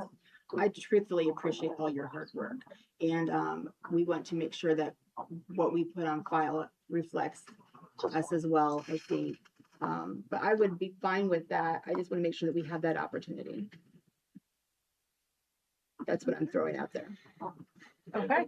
I think there's a lot of really good ideas. I think there's a lot of really good misses maybe on our end, but I also think there's a lot of things that are concerning. I definitely don't want to make this vote that we need to go by. But I support the same, the worst, not the worst, but the public, with other members, try to really hear it. Can I ask some clarifying questions? Yes. This working meeting we're talking about, how will we publicize that? Like we do every other council meeting, we would place the notification out to the public through that notification process, I assume? So we're gonna have a working meeting of how many people would attend? Jeff, what would be the best way for me to provide input in a setting here? Because I've not had that opportunity yet. I'm asking you a question about how many people would you guess would be attending this working meeting? I could say 1, I could say this whole room. That's really not what's important to me. I'm saying the public would be able to attend because that's required by law Right. in a working session, right? That's where I'm going with that. Right. So it's not a matter of me that they need to hear the working session. They're welcome to hear that. I want the working session so I have the opportunity for input. Does Right. that clarify that? Yes, so Okay. for input. So are you saying that the number of people that would be attending or listening to the working session would exceed the number of people that have already participated in the data No. collection? No. Okay. I think Holly's saying that in order for us to have a working session with all 7 of us here, it has to be open to the public, not Okay. that the public Yes. is Correct, thank you. Okay. Yeah, so if I didn't clarify that, that is exactly where I'm going, is the Open Meetings Act. So would this, in your opinion, then would this be the working session, 3 of them, when it comes to the council floor for No. vote? No. So what you're looking for is a meeting over and above and beyond a council meeting? Is that what you're asking for? I Yes. think Not what she's something that asking I for is believe to- has an existing structure in What is, the way we I've been- operate. I think what you're asking for, if I may, yes, is are you essentially asking for us to table this? Because I was unaware that I was gonna be able to add anything to this. I think that's what I heard from you, essentially tabling it and bringing it back for a later time with changes that we want to make to it. Is that what I hear you saying? I mean, we did the I same thing. mean, in a with the sense, city yes, but I do master. understand that tabling it could absolutely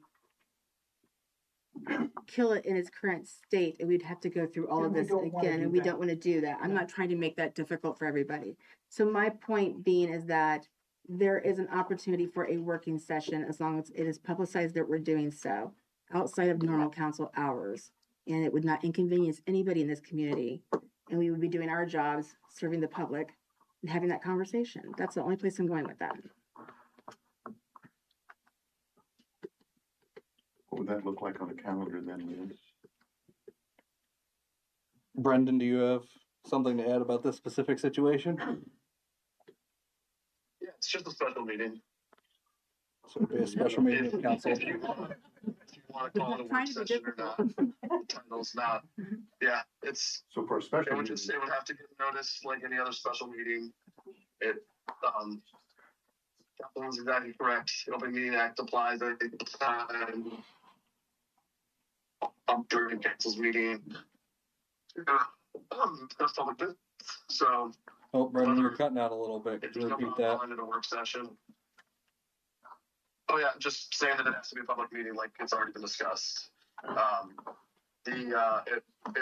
you call it a work session or not has no legal bearing. It would just be, it has to be noticed like any other special meeting, which is at least 24 hours notice before the actual meeting. And then yes, the meeting would be open to the public, just like any other meeting of council. We've had special meetings before. Yeah. And that's, Yeah, a special meeting. so as a special meeting, it's single topic Correct, to be covered. So yes. are we looking at a special meeting then on June 29th? It's Monday. I mean, that was Is it's the that, 5th Monday I'm out of town. you're out of town? And Okay. is John even back? I'm throwing the question Yeah. out there. No, We're he's gonna not throw in back a till the special meeting. 6th. We're into this meeting and Yeah, it's John's out of the 9:30. We country. have another meeting after this. I don't want to add a special meeting in front of a committee meeting that has a council meeting. I mean, you don't want to have it immediately following the council meeting. Right, so I'm trying to avoid You're that, hilarious. trying to accommodate what we're trying to get accomplished here. So what does that look like? Because we do have a council meeting on the 6th, but this working special meeting might be a whole evening.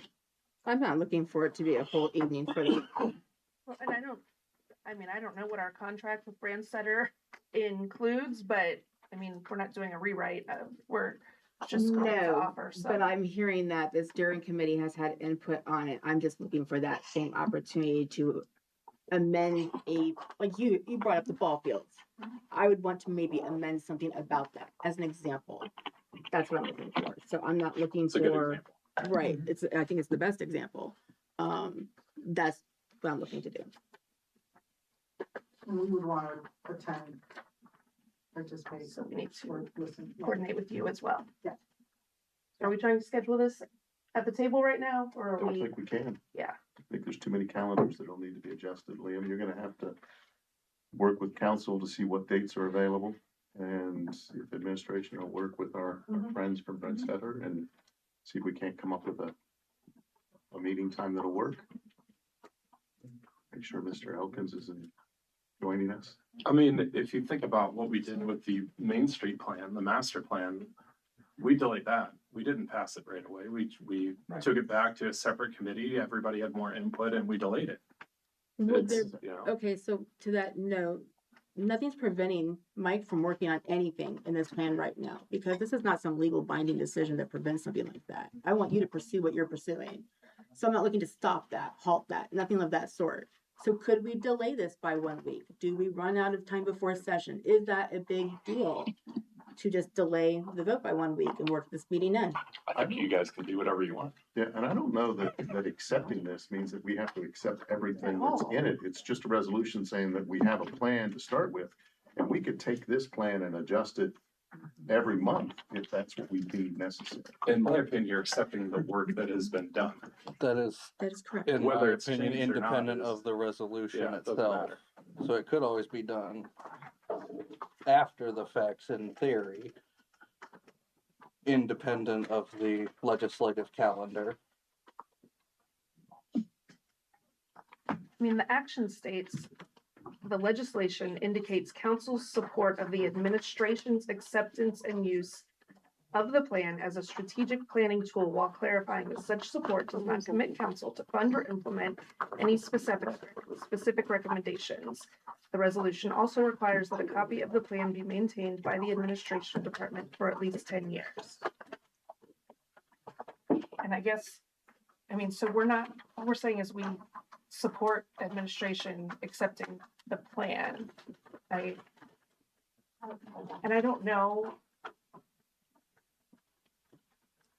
I mean, Holly, do you still sit on the Little League board? Is I that do. the- I do so, sit on the is Little that- League board. Do you work for the library? I do. Okay, it's mentioned in the plan as well.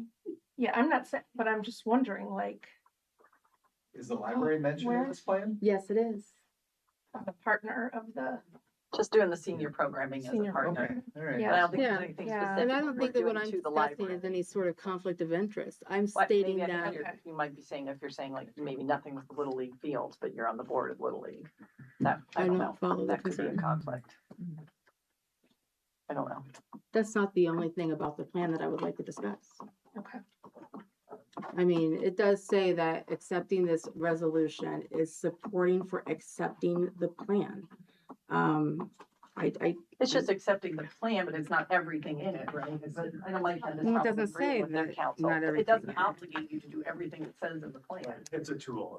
Green went through the same issue with the word adopt versus accept, and so then city council changed the word from adopting the plan to accepting the plan. Can we do And that?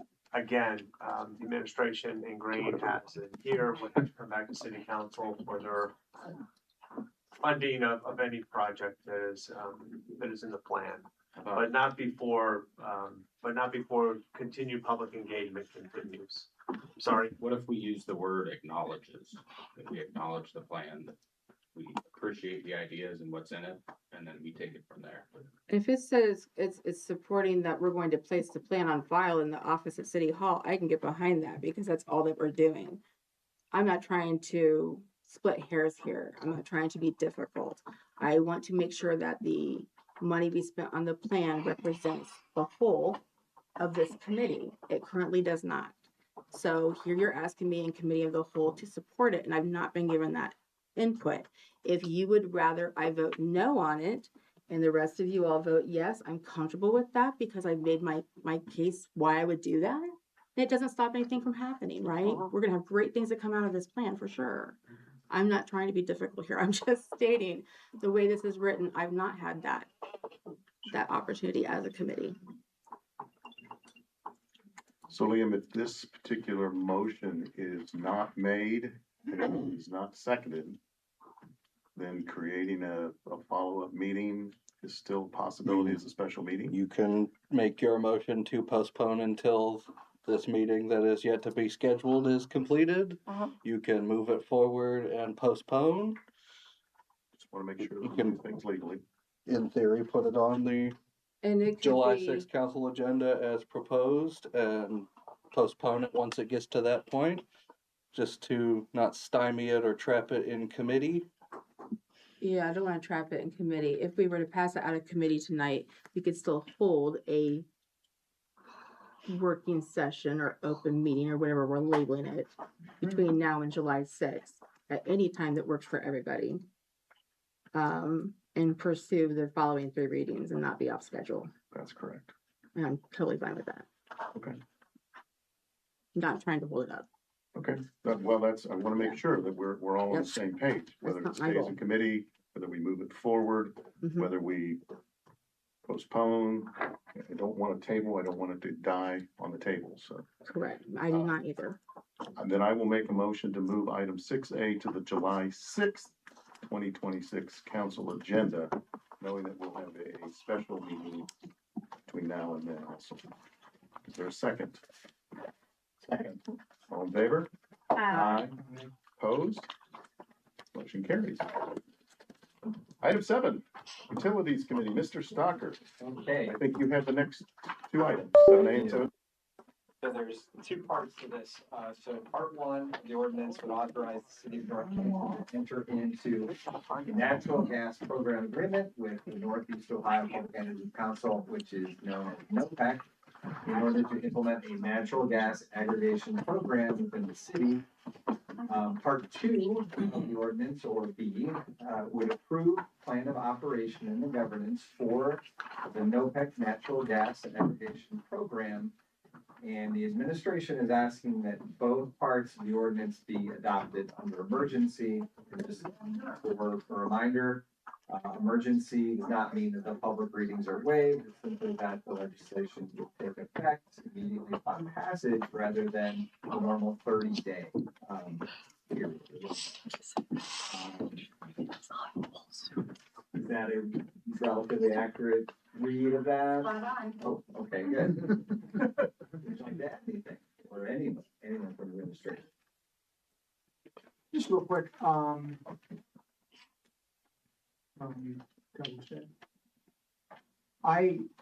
unless I'm missing it, have we established rates yet? Because I'm sure that's gonna be the next question folks are gonna ask. No, we've not publicized the rates yet. Okay. So normally in the past, we've had a consultant that would go to all of the suppliers and request them.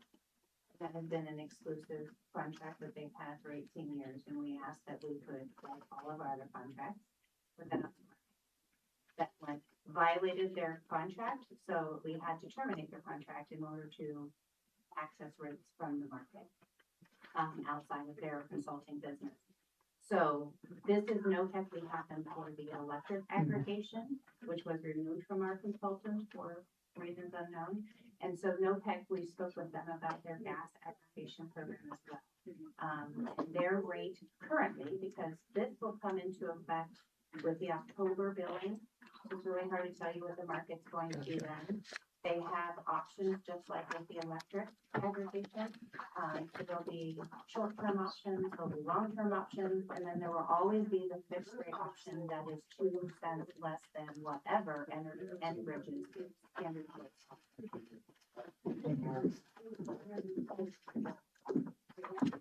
I do have just one question about the need for passage on emergency.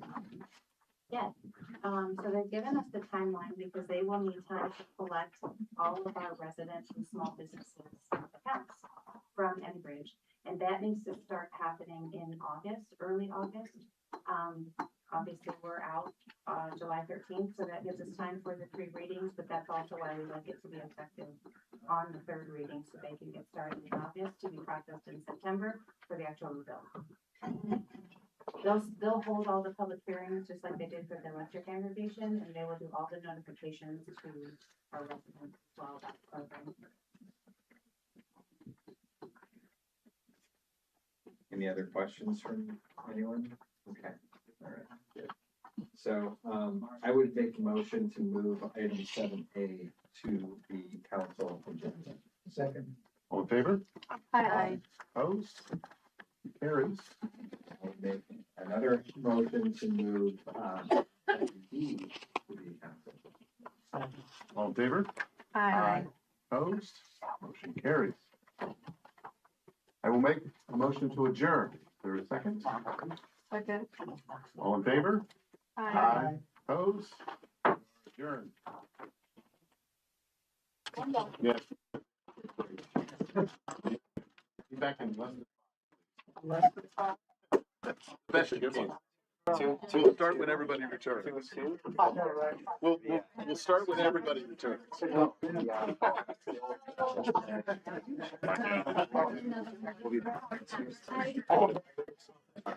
See, as you were looking at me like you had no idea, I'm like, the difference in our age is part of the course.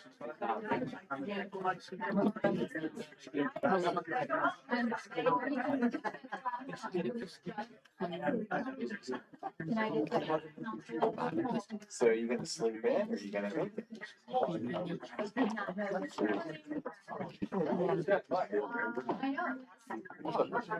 It was.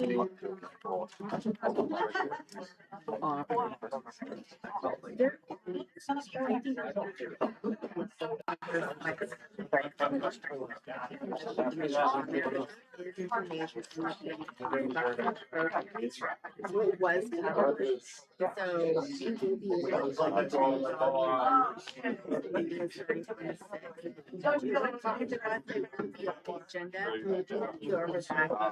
Go over that. Where right here. Talk about business.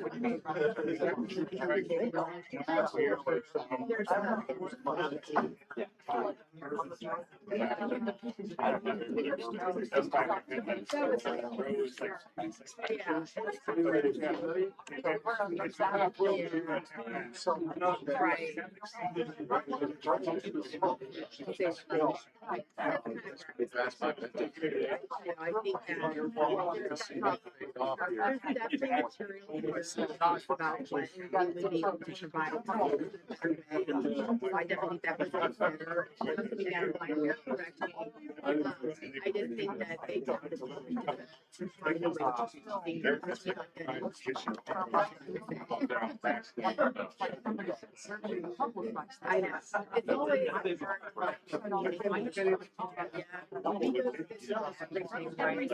I know. It's always I'm glad you said that. So,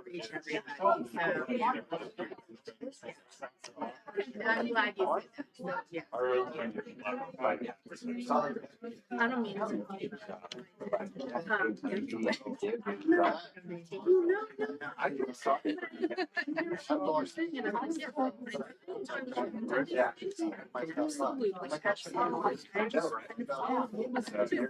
But it's great. Yeah, that would be next. That's, well, for the, no, she wasn't there. I wasn't there. Sorry. Guys, they all had.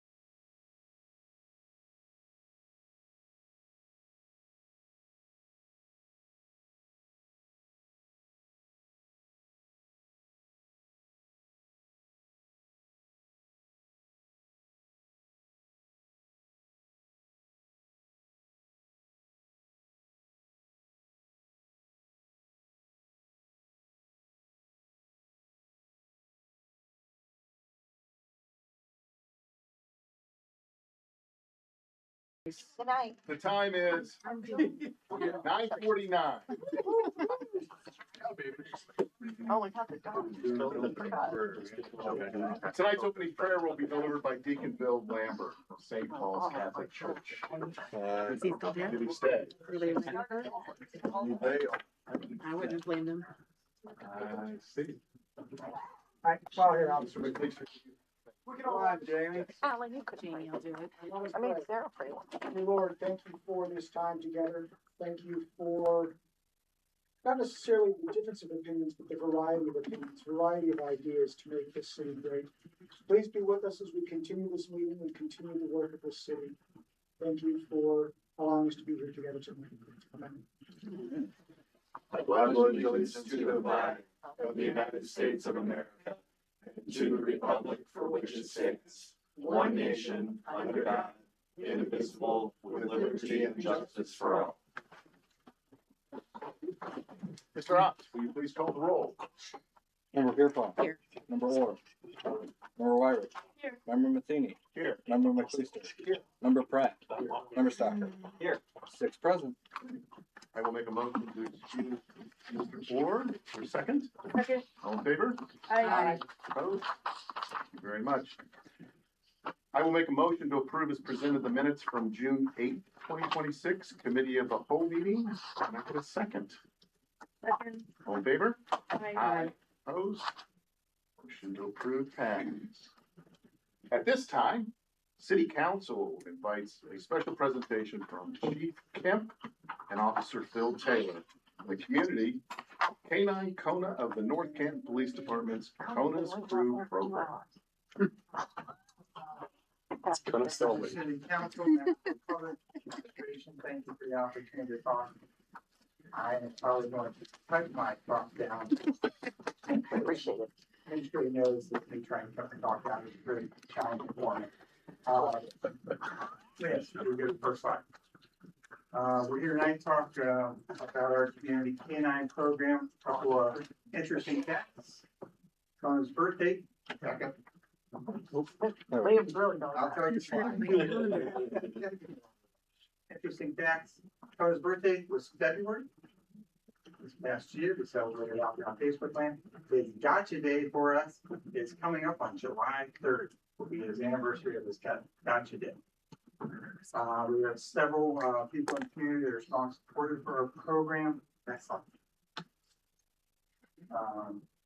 They believe in our goal for Kona to be a community canine, to be a resource. He is an ambassador for the police department, enhancing our relationships with everyone in the community when it comes in.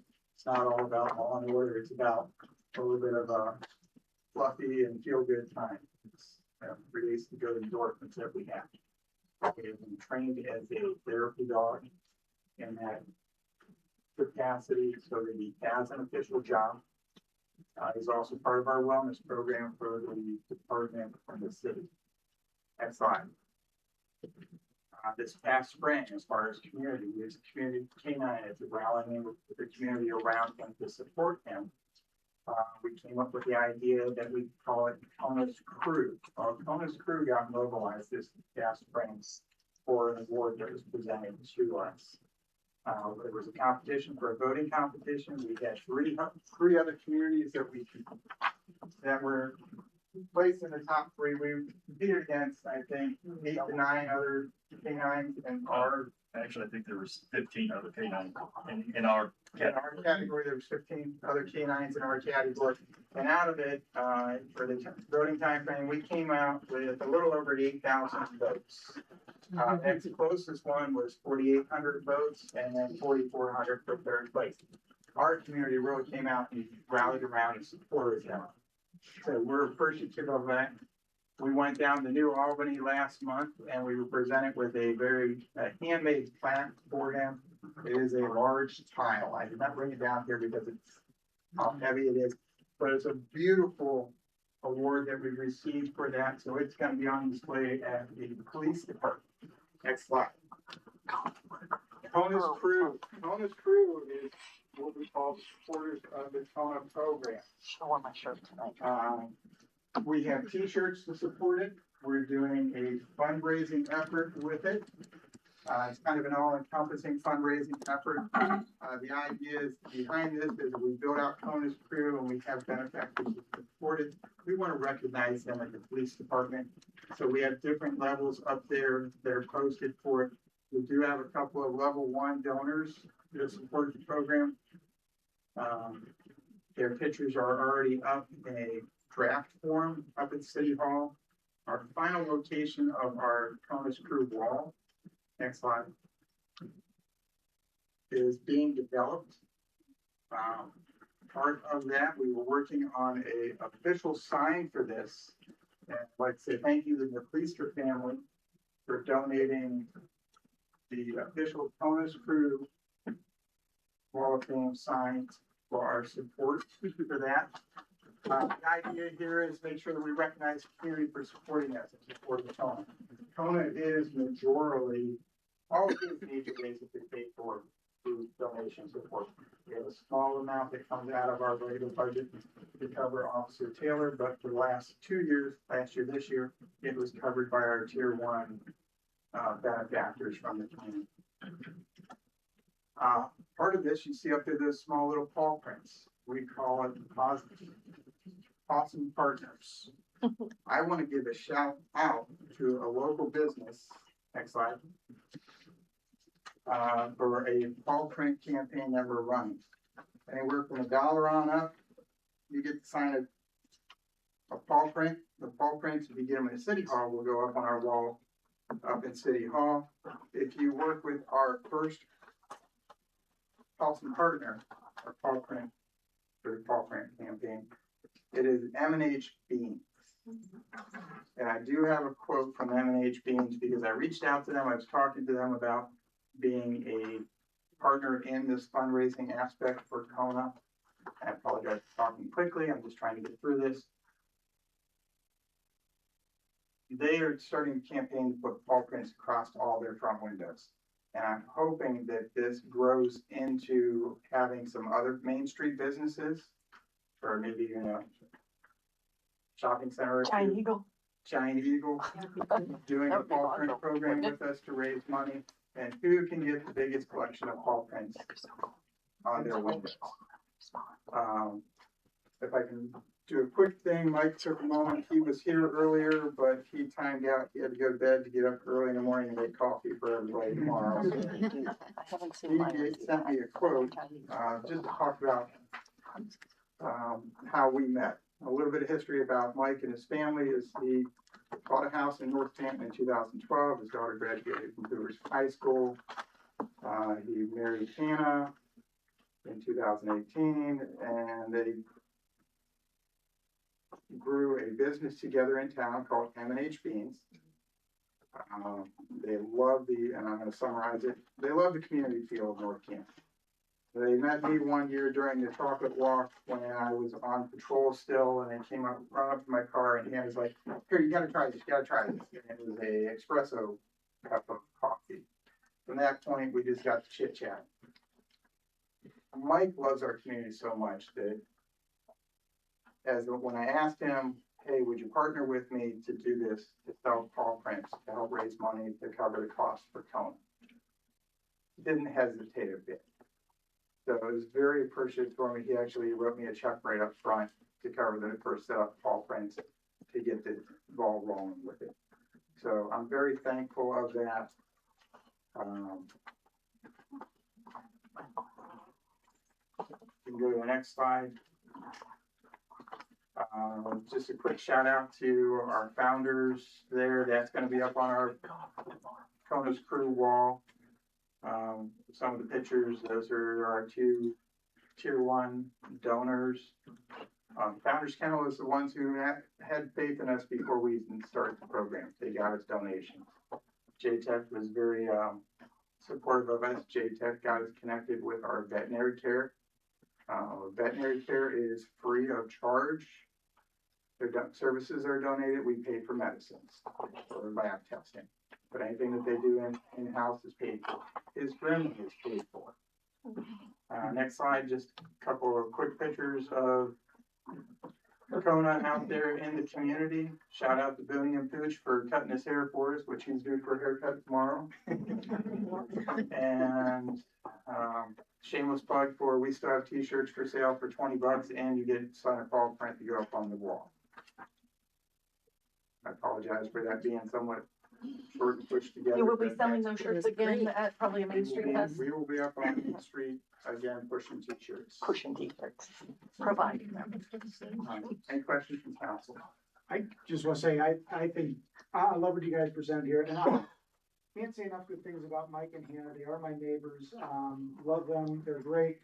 I think I was there. I don't know if I was the first paw print, but I was excited. I think I was there on the first day, so I was super excited about that. Good work. Thank you very much for taking the time. That was a hand-made sign. Yeah, that's Works craftsman. So Very I give talented, kudos very for very that. nice. Put together. And a quick shout out to the mayor for also being up on our chart of our donors for Kona. Thank you very much for your Well, time. we'd like Kona to. I know, does Kona have anything to say? No. He's amazing.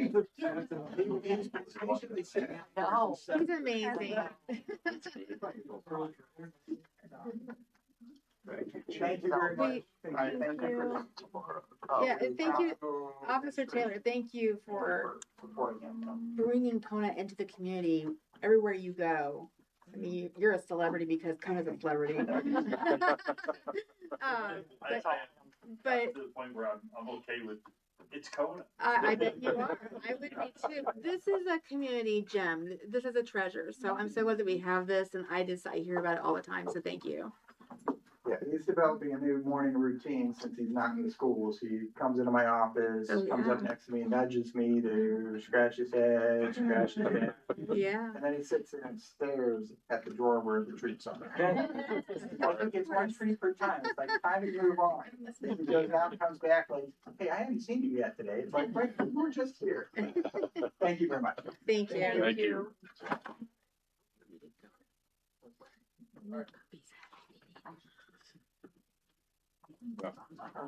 Certainly the high point. Time for recognition of public legislation on the agenda. Only topic. Liam, will you please read the preamble? At this time, members of the public who have signed up to address City Council will be called to do so. Each speaker will be given 5 minutes. Speakers shall be called in the order they signed up. During this section, comments shall be limited to legislative items appearing on this meeting's agenda. The rules for speaking and the speaker's time will appear on the screens. After you finish speaking, please remain at the podium to answer questions from the officials of the day. Paul Erickson. Please start with your name and your address. Paul Erickson, 915 Hillcrest Avenue Southwest. Good evening. Let's begin by considering a simple math problem. What's 1 plus 1? 2. Of course it is. But tonight I'd like to point out that sometimes under extraordinary circumstances, 1 plus 1 equals 3. Not because the rules of mathematics change, rather because collaboration can create value beyond the sum of what separate organizations can achieve on their own. Before elaborating on this, I'd like to give some express some heartfelt gratitude. First of all, to all you elected officials, thank you for the way you serve our community. Grateful to the city employees, and particularly want to mention those that keep our parks safe and beautiful. And then also I want to give a shout out to the North Canton teachers, coaches, administrators, volunteers, and taxpayers. And then last but not least, the generous community members who donate so much and have invested in North Canton for generations. Lastly, I'm thankful for everybody here that's still here tonight. And whether you agree with what you hear me say or not, your presence demonstrates something important. You care about North Canton. My wife Susan and I have been connected to North Canton for most of our lives. We first met when we were both preschool students here in North Canton. That preschool eventually moved, allowing it to serve families beyond the limitations of its former facility. As a young child, I took swimming lessons at the original location of the North Canton Outdoor Community Swimming Pool. That pool eventually moved to its current location on 7th Street. I played Little League Baseball. As mentioned earlier, those fields eventually moved, allowing the young athletes to enjoy a larger baseball complex. I graduated from Hoover High School. It moved. A new location to better serve future students. Susan and I were blessed with 4 children who also all attended North Canton schools, grew up playing in North Canton parks, all graduated from Hoover High School. So tonight I come to you with several perspectives: a former student, parent of 4 North Canton Hoover grads, someone who briefly worked for the city of North Canton, also a former Hoover coach.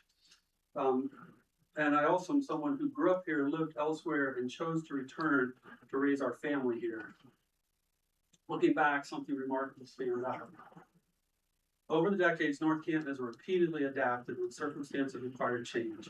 Time and time again, facilities moved, but North Canton endured.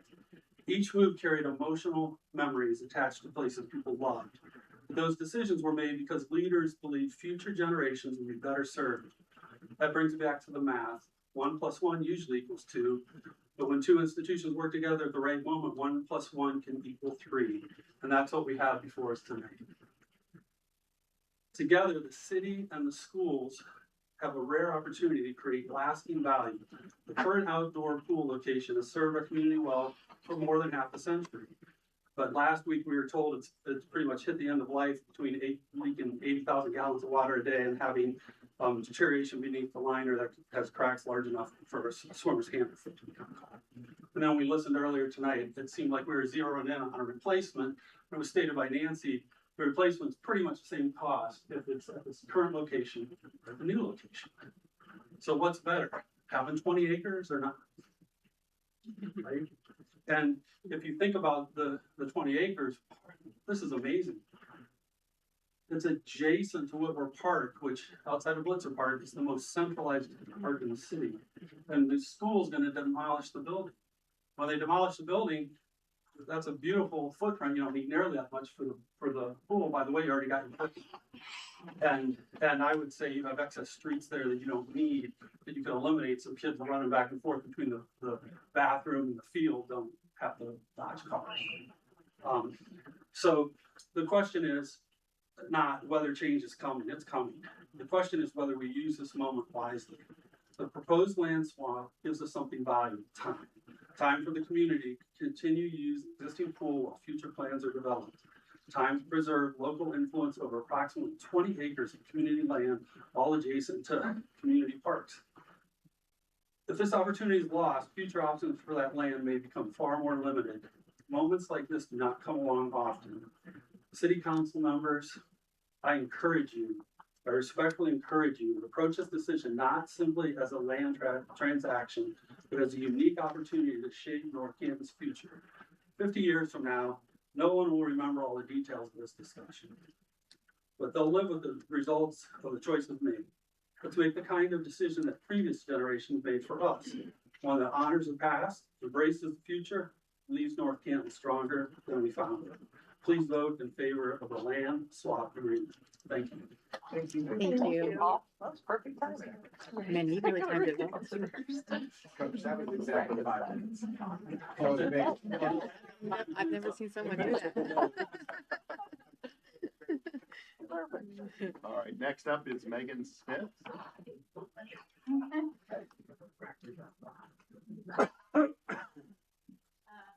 Megan Smith, 955 Fair Oak Avenue, Southwest. And I'm gonna apologize, I hate public speaking, so I'm just gonna read what I wrote and hello, council members, Mayor Stroya, and the administration team. Some of you know me, but for some of you, this is the first or only second time that you've met me. If my street sounds familiar, that's because I live right down the street from the middle school and not very far from Orchard Hill. I walk past both properties regularly. But beside that, when I'm not momming, I also lead a group of neighbors who live near the middle school, Orchard Hill, Arrowhead Golf Course, and Price Park. We've been meeting for about 18 months trying to build relationships in our community, and I'm hoping tonight to share my unique perspective on the land swap proposal that is on the agenda. First, like my neighbor, I want to stress that I love this proposal. I love that the administrations of both the city and the school district are working together to be good stewards of our community investments. I appreciate that you're trying to work in the best interest of both city residents and district taxpayers. Thank you both for working together to come up with solutions that protect the fiscal health of both entities. With that being said, this proposal kind of reminds me of situations in my own household when I come up with a big idea and I have to sell it to my family. I often hem and haw over that decision for weeks when I'm thinking of something big, and then I come to a good decision. And when I share it with my family, I'm completely surprised when they're not on board. You've all had time to hem and haw over this proposal, and it seems to me like you've been considering it for quite some time. But city residents haven't really had the time to get on board. This is part of the reason why so many residents don't trust elected officials. Some of us may feel like you've been working on this in a back room somewhere. Some of us might feel like you've already made your decision and there's really nothing we can do about it. My fellow residents out there, what Mr. Walker said at the June 8th council meeting is very real, and I agree with the district's concerns about the middle school and Orchard Hill properties. I do not want to see these properties going to a charter or private school. I spoke to Mr. Walker after last week's school board meeting and to get more clarification about the urgency of the agreement. I understand that the district would like to pass this at their next school board meeting, but given with what he shared with me and what I know about the State House and our state leaders, I don't feel the urgency to pass this so quickly. And so I'd like to ask you all, what's the harm in pausing this and holding maybe a few more council meetings to allow residents to get on board with the proposal? Is there anything in the charter that says you can only have a maximum of 3 readings before you vote on an ordinance? I'll skip that part. This is a big decision for both the city and the school district. Please don't rush it just because 3 readings is the norm or because the district would like to work on a short timeline. Finally, I want to share that I'm deeply disappointed and frustrated by how this proposal is being communicated to residents. Since the new middle school levy has passed, my neighbors have known that the changes are coming for our neighborhood. We know that's going to happen. We're not naive. I've talked to several neighbors about what might happen with these properties, and I know what they don't want to see there. Do you? Have any of you talked to them? Have you made them aware of this proposal? If Mr. Orr was here tonight, at least 5 of you here would have been elected to represent us, and I can tell you personally, I do not feel represented. None of you have reached out to me, and I'm certain if I asked my neighbors, I would find that you haven't reached out to them either. Thankfully, I keep up with council agendas, bulletins, and I try to watch the meetings on YouTube. I was able to share this proposal with some of my neighbors recently, but that shouldn't be my job. I never asked my neighbors to vote for me, and I was never elected to represent them. That's your job. I asked my neighbors to vote for you, and they elected you. You cannot just put something up on Facebook, put a blurb in the council bulletin, or count on the repository to adequately explain this proposal to 2,000 registered voters and residents in this section of Ward 4, call it a day. That doesn't cut it. If you want us to trust you, you've got to put in more work. So I'm asking you, please, if and when you pass this proposal, please don't shut us out of the conversation on what you're going to do with these properties.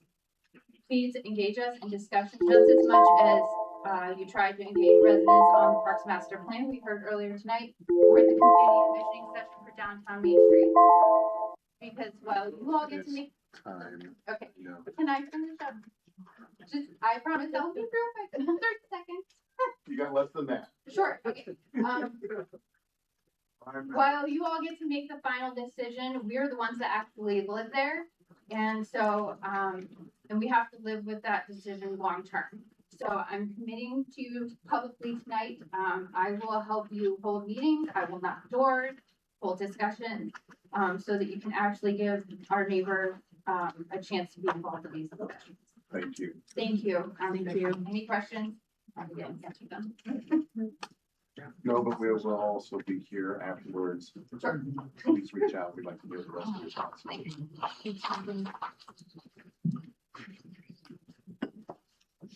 Don Hearn, is that correct?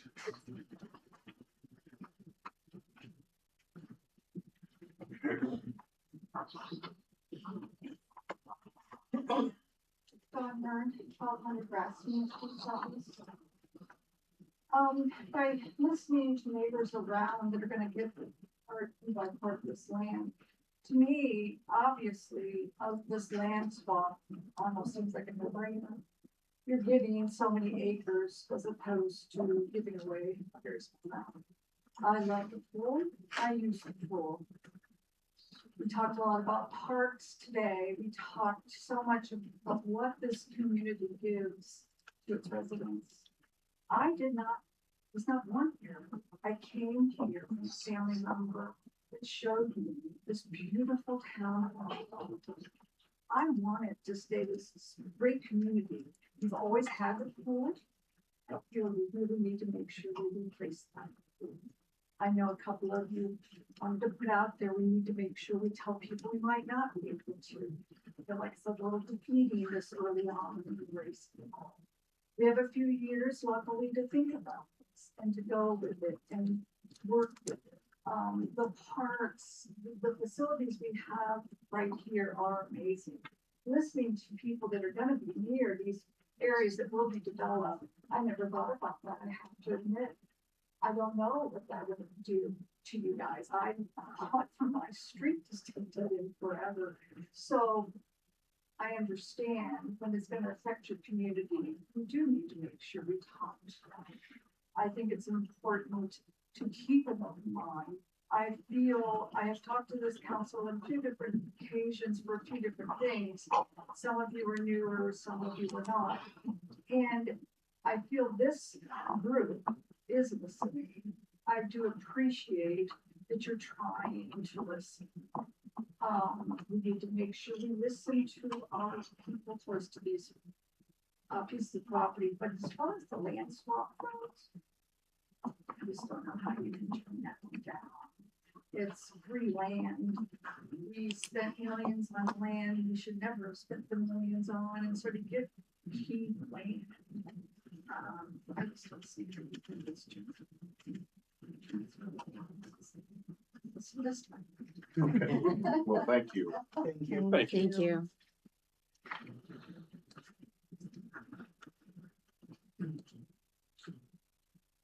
Okay, last on the list, Mr. Nemetta. Zeta. Ah, gotcha.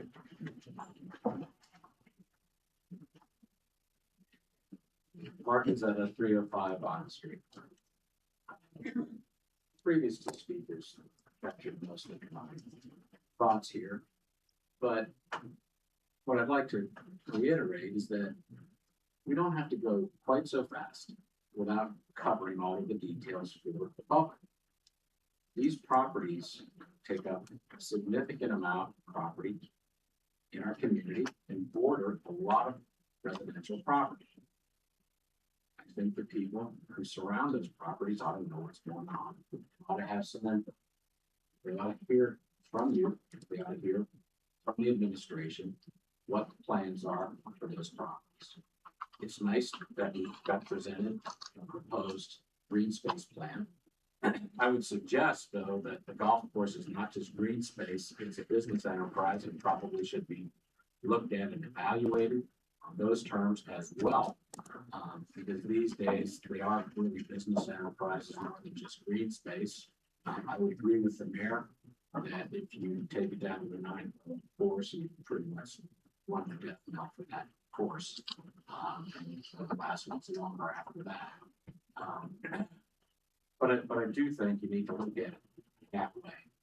So I would just reiterate that we need to make sure that the public knows what's going on. We need to make sure that they understand what's going to happen. And I think the more we communicate to the public that, the more they're likely to get on board if they get on board. I think it's critical that we communicate.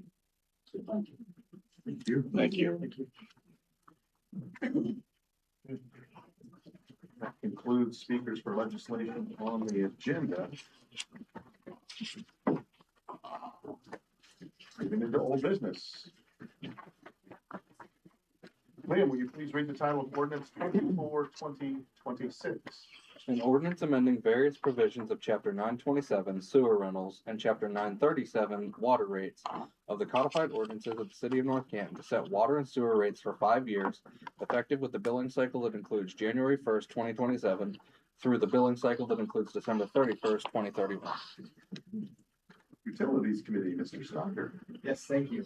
So this is, the second reading. We had a very lengthy presentation a couple weeks ago, from a consultant with that. It sounds like, Gina, you did have a couple things that you wanted to add, or? No? We brought the, well, we have a point, something have questions about that. We mentioned maybe you want to see the slide again, maybe do the report that shows if we don't do anything with our rates, what happens to the funding of our water and sewer infrastructure. Is this the correct one? And then we also wanted maybe to look at the example bill.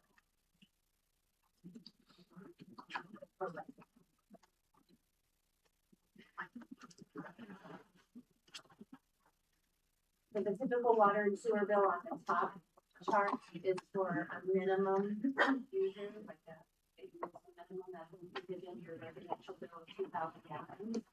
And then the chart on the bottom is for the more average user that uses around 4,000 gallons per month. So that just shows you what your existing water bill is, what the proposed would be, the change over on the right, and then your sewer is on the left. So for the minimum bill, the cost will actually go down overall in a month, and then for the typical user household, it will go up.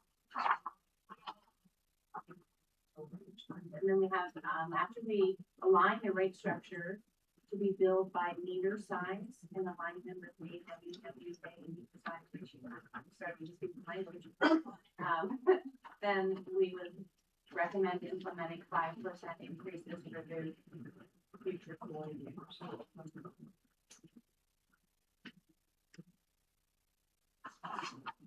Any other questions from the council?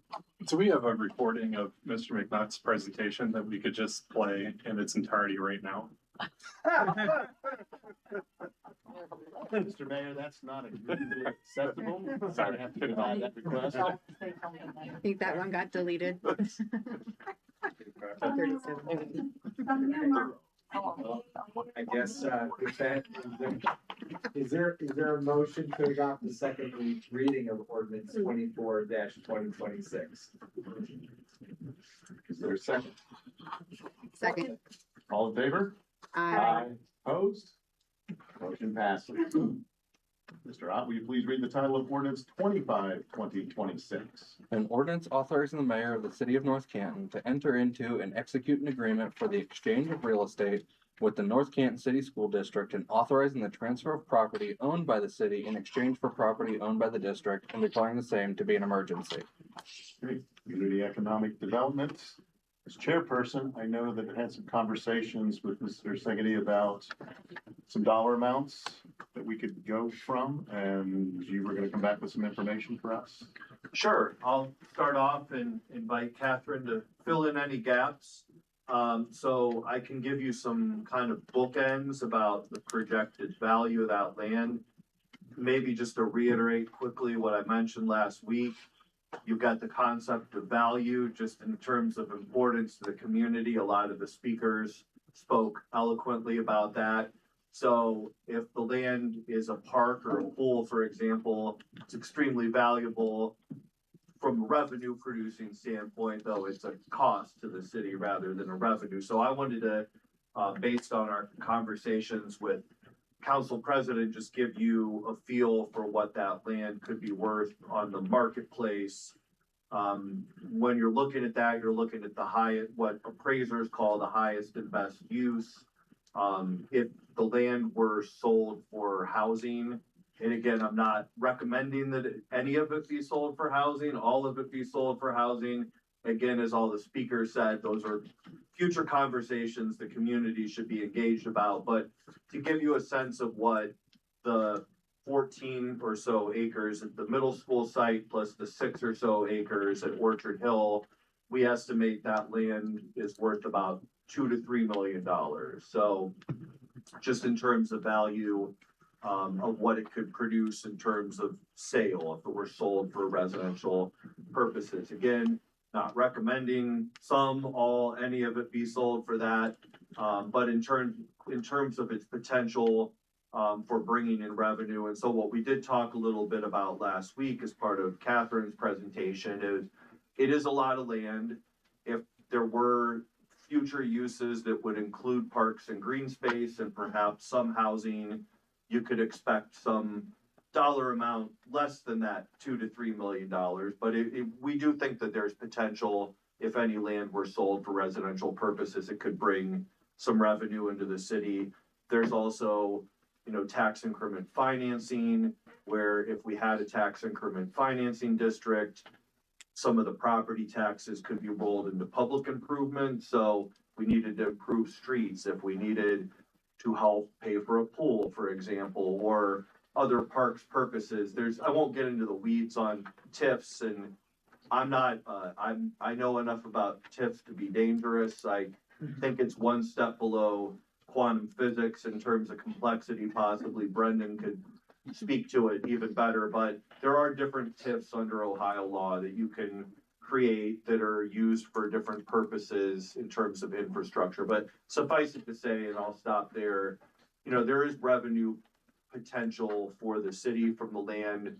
The upper bound of that is probably around $3 million. Right. And what I was looking for here was to let the community know that the value of this, green space and value, or the cost of the demo and all the other little expenses that were listed, that range is well covered, which leads us down the path of we've got several years to figure out exactly what the best use is for our community. What's going to be around 50 years from now? How is that going to impact the community? And the mayor even brought up in the previous meeting that, once in place, there's certain revenues that will be ongoing from this development and whatever that looks like. So what I guess the part that I wanted to get out was to make sure that everybody understood that the value, the dollars that could be generated will certainly cover well more than any of the expenses that we'll have there. Any other questions from council? I kind of dominated the first section of this. That's what I wanted to cover. Also important that we mention that we might not have as much time as we think we have. Depends on the survival of the pool in its current state, which is leaking 80,000 gallons a day, I think still. Is that accurate? We do still have issues, but we have as much time as we want. It doesn't mean, even if, say, I'm putting it out in the universe, but if the pool were to fail, it doesn't mean we have to build a new pool right after that. We have time to plan. I mean, what this land swap creates is opportunity. It's not just about money, and it's not just about the pool, but we've heard so many people say, I mean, it is a great opportunity. And I agree with Mark, what you said, we do need time. And to your point of the neighbors in the community, I mean, any redevelopment is going to definitely, include, no matter what we do with this land, a lot of engagement, a lot of community engagement. We would definitely bring the community to the table on that. And, I do think we have to take that time to put the plan together. And, when you say like, what's the value of it? It's value zero if you do nothing with it. The value could be what Jason said, up to $3 million, if it's just kind of valued at what it's kind of appraised at now. And could it be higher if you were to do, higher use for it? But that's all down the road. We have plenty of time to talk about it. And on the communication side, it is zone, parks, and institution. If that's going to change, there's going to be zoning changes, and zoning changes comes with notification to the neighbors of when that's going to take place. So communication will be there. Right, public hearings, that's what you're referring to. Beyond that, though, there's going to be collaboration, there's going to be public input, there's going to be a lot of collaboration, no doubt. Right. It's a clean slate right now, and I can't reiterate that enough. Can I just quickly address, Megan, you brought up SB 311, I think is what you're referring to, and the urgency that has been expressed here. And so I myself contacted our law director asking the same questions this week.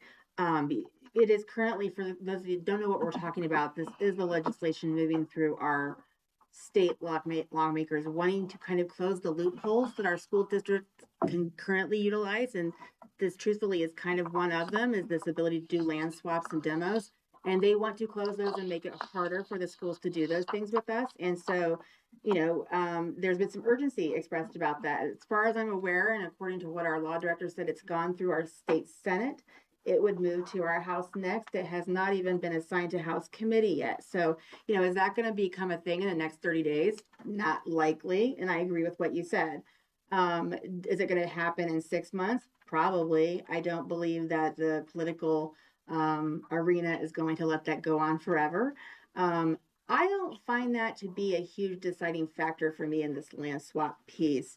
So I agree, the urgency and falling back on that excuse really to me isn't what made that matter for me. I don't think that urgency is a 30-day moment for me. But I want the land no matter what. I do feel like it would be the most responsible decision for us to have that land, control it in the future. And whether it's a public hearing that comes through zoning changes, which have to happen by law, or we create additional public hearing, which we're able to do, we absolutely need to listen to the people who live right around these properties, because I'm sure I speak for everyone at this table. I've heard from many of them in the last week. Understandably, there's a lot of uncertainty. And with uncertainty comes worry, with people. That's a natural reaction to it. And so I don't want residents to worry unnecessarily.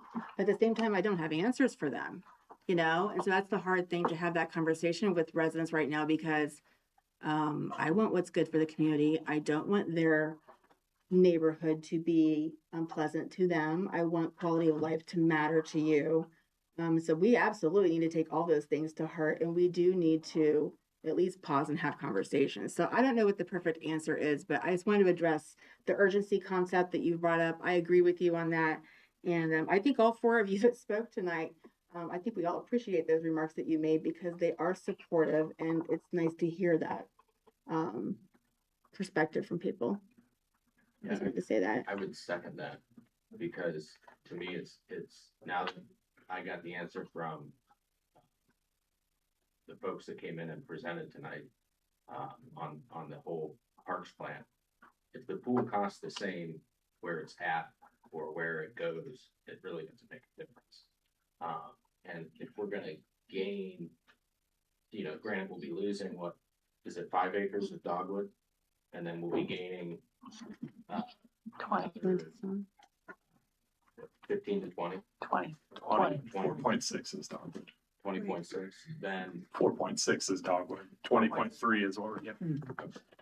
So, to me, it's not that we pass, that we go forward with this land, it's what we do with it, and what we put where, and that's the planning part, where it is a matter of what the community has, the input would be very important.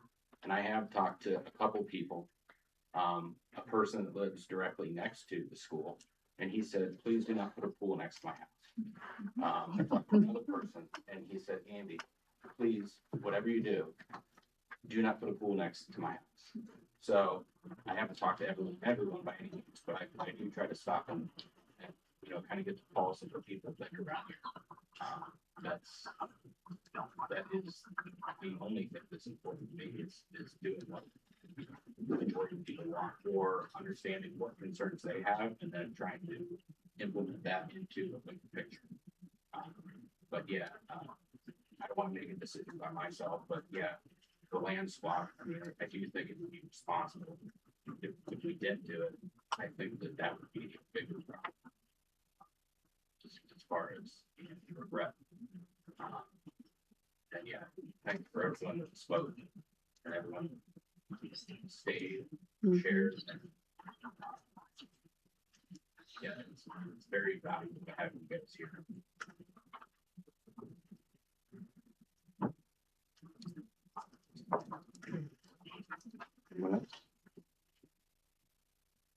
I will make a motion to adopt the second reading of ordinance 25/2026. Is there a second? Second. All in favor? Aye. Opposed? Motion carries.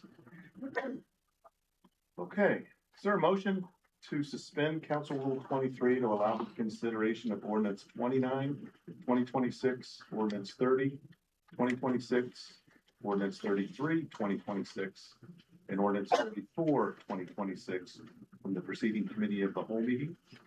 So moved. Is there a second? All in favor? Aye. Opposed?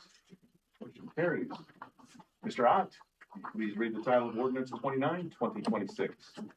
An ordinance authorizing the mayor of the city of North Canton, upon border control approval, to enter into an amended professional services agreement for the police department renovations and city hall HVAC project at an additional cost not to exceed $31,430.73, and declaring the same to be an emergency. Mr. McLean. All right, I could be wrong because we've been here for so long. And I'm unaware of any changes since we talked about this.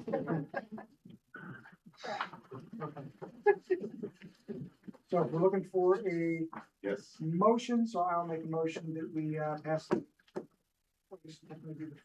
first reading of ordinance 29. Is there a second? Second. All in favor? Aye. Opposed? Motion carries. I will make a motion to suspend the rules of council requiring 3 readings. Can I get a second? Second. All in favor? Aye. Opposed? That motion carries. And can I get a motion to adopt ordinance 29, 2026 under suspension of the rules? Motion. Is there a second? Second. All in favor? Aye. Opposed? Motion carries. Mr. Ott, will you please read the title of ordinance 30, 2026? An ordinance authorizing the mayor of the city of North Canton, upon border control approval, to enter into an amended professional services agreement for the police department renovations and city hall HVAC project at an additional cost not to exceed $225,000, $326.28, and declaring the same to be an emergency. It has been a long day. Thank you. Mr. McLean. This is almost a nearly identical situation, no changes, and so I would make a motion to pass the first reading of ordinance 30, 2026. I will second. All in favor? Aye. Opposed? Motion carries. I will make the motion to suspend the rules of council requiring 3 readings. Can I get a second? Second. All in favor? Aye. Opposed? Motion carries. And can I get a motion to adopt 30, 2026 under suspension of the rules? Motion. Is there a second? All in favor? Aye. Opposed? That motion carries. Mr. Ott, please read the title of 33, 2026. I'm gonna stick the landing on this one, I promise. An ordinance authorizing the city of North Canton to enter into a natural gas program agreement with the Northeast Ohio Public Energy Council for the purpose of establishing and implementing a natural gas aggregation program within the city and declaring the same to be an emergency. Mr. Stocker. Do you have anything to add from No 20 minutes changes. ago? Make a motion to adopt that first reading. I will second. All in favor? Aye. Opposed? Motion carries. Mr. Ott, please read the title of ordinance 34, 2026. An ordinance approving the plan of operation and governance for the NOPEC natural gas aggregation program for the purpose of jointly establishing and implementing a gas aggregation program as a NOPEC member and declaring the same to be an emergency. Mr. Stocker. Thanks. This is the operation and governance parts, we just talked about. Okay. So can I get a second, or can I get a motion to adopt the first reading? So moved. Is there a second? All in favor? Aye. Opposed? Motion carries. Okay, we are now into the speakers for the general topics under city authority. Mr. Ott, will you please read the preamble? At this time, members of the public who have signed up to address city council will be called to do so. Each speaker will be given 5 minutes. Speakers shall be called in the order they signed up. During this section, comments shall be limited to items reasonably under the city's authority. The rules for speaking and the speaker's time will appear on the screen. After you have finished speaking, please remain at the podium to answer questions from the officials of the dais. Webster? Webster. Thank you. Colonel Lecter. Oh, I was gonna say. Doug Webster, 730 40th Street Northwest. The Breeze are coming. The Breeze are coming. They're coming to Price Park Saturday from 10 to 4. They'll be armed with history. So patriots, unite to celebrate our country's history.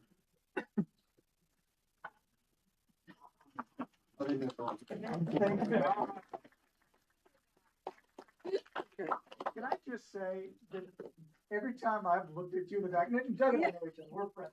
Every time I'm looking back there and I see you dressed like that tonight, I've been just like smiling and laughing. I think it's fantastic, Doug. I love seeing you tonight. I'll be there Saturday. Hopefully you guys will see me. Thank you. Thank you so much. Thank you. Melanie, roll. Melanie J. Roll, 308 40th Street, North Canton, Northwest. It's kind of hard to follow that. I'm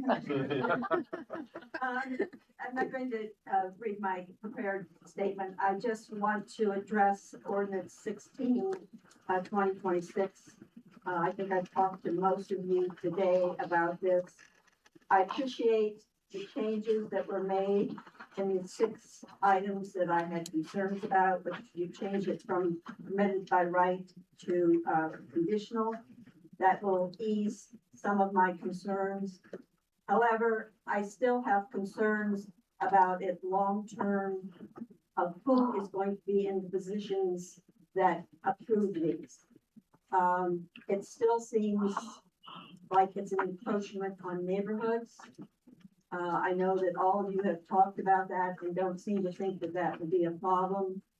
I would like to have less commercial, although I'm sure the administration wants more commercial. We have commercial in Jackson Township and so forth. We don't want to, I don't duplicate that. So I'm a neighborhood person. I like the neighborhoods. I think people move here because of various reasons, the schools, safety forces, parks, and so forth, and neighborhoods. I still have concerns about how this is going to function. So I will keep an eye on it. Thank you. Yes, Thank you. Thank you. Next up is Judy Fishel. Judy here? She did leave.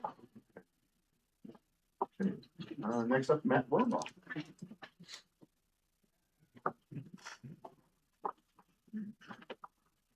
Matt Warbaugh, 217 Helm Street, Southwest.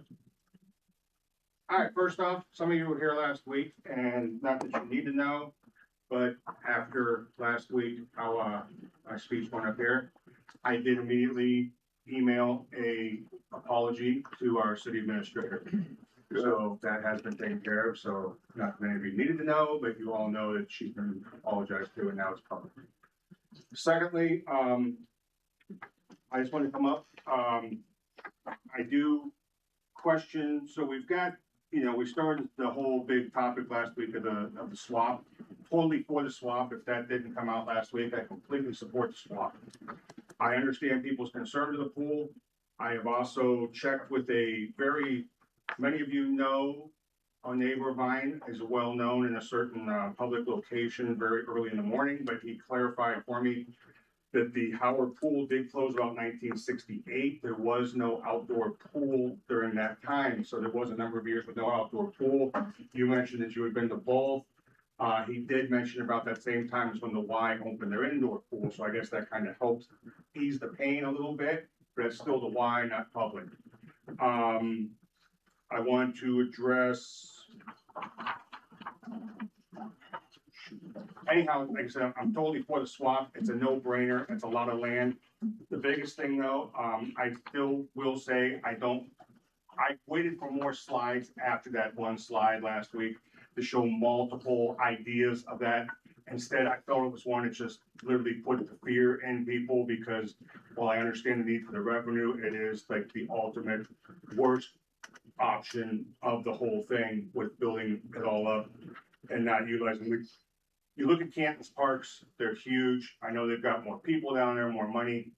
This is an opportunity we've talked about, many people have talked about for decades, getting green space. Center town, let's do it right. Like she said, Let's get people in here. Let's have meetings that are early enough that the crowd doesn't have to leave. Maybe we plan ahead so it's in the big room, so it's a little bit more comfortable. And get people in where they can get engaged and be thoroughly engaged, so enough there is full transparency with any plans for any of those acres. But let's get those acres they need done. Real quick on the E thing, Mr. Stocker, you brought up the golf cart. My personal thought on the golf carts is, compared to bikes, is they're wider. They take more space on the road, but they're slow. And they, especially if you get them on the 35s, some main roads, and being slower compared to a bike. A bike staying along the curb. We've had bicycles on the streets forever, as opposed to you start getting people that one person might put the whole pedal all the way down on the 35 that they can do in a golf cart, another person, whatever. That's my personal thought. I just had to say that since you brought up the golf carts. That's all. Also, I wanted to mention, great job. Let's get the city hall done. NOPEC. So it used to be a couple years back, I went on the Stark aggregate and I got some awesome pricing for like 12 months. And then that disappeared. And then around the same time, the city came out with some aggregate from somewhere else. They were pretty comparable, but they were a little higher than what I had. Those Stark aggregates ran out when somewhere along this NOPEC's come along. I've never seen NOPEC lower than, and I understand the purpose of NOPEC, I've never seen it lower than what I can get. Today, I just bought gas today for $2.65. I thought I was doing good with the $4.85 I had before. I just got $2.65 today for gas, and I dropped my electric down to 6.645 from 0.822. So now that did take a variable, so I'm taking a chance there. But there are those options, so it is to explore those options for everybody. You're not all stuck with the NOPEC necessarily. It is a good idea if you're concerned and don't want to look at it. But anyhow, I just want to say, let's not go jump right into plans with everything, even the parks plan. Oh, that's what I was going to say too. We started out with the swap. And now all of a sudden we're going to do the parks thing now. I think the timing, maybe the parks could have been prior to the full swap thing. I don't know, it seems like we've been talked about forever, how long it was coming. I don't know when y'all really received it. I think you said you just got it a couple weeks ago. I don't know if that's just everybody, administration including, but if possible, if it could have been talked about before the swap. I do understand there's timeline on the swap, but I am pro swap. Thank you very much. Cool. Okay. Let's move into department reports. Mayor Stroy. Already? Jeez. All right, I do have a lot of stuff here. So let me get the events out of the way first. So last week I did the swearing in for Susie Packmeyer for Records and Archives and Dennis Coy for Civil Service. Upcoming events on the 24th, we have the Canton City Concert Band performing at the Pavilion, I believe, over here at Price Park. So that goes on at 7 p.m. Thursday is the Summer Series, sponsored by the library on the Portico. Saturday is, Doug, what was that time again? 10 the British were coming? Oh, I wanted him to reenact that again. But that's going to be awesome. Cannons, like historical reenactments. I'm super excited for that. That kicks off, in my opinion, America 250, which is just going to be awesome. So movie night is July 3rd. And then all of the stuff, you'll see posters and the countless social media things we've shared for July 4th, capped by the drone show. It's going to be awesome. Okay. Pat Patterson's community walk is Sunday, the 28th, and it's at Bitzer Park. That starts at 8 a.m. I feel like I have to buy you all lunch because you stayed through all this. So call me if you want to have lunch sometime. That'll be like a reward. But I appreciate everybody that spoke. I really think that we need to go above and beyond, and I'm going to make sure that we do this for public input.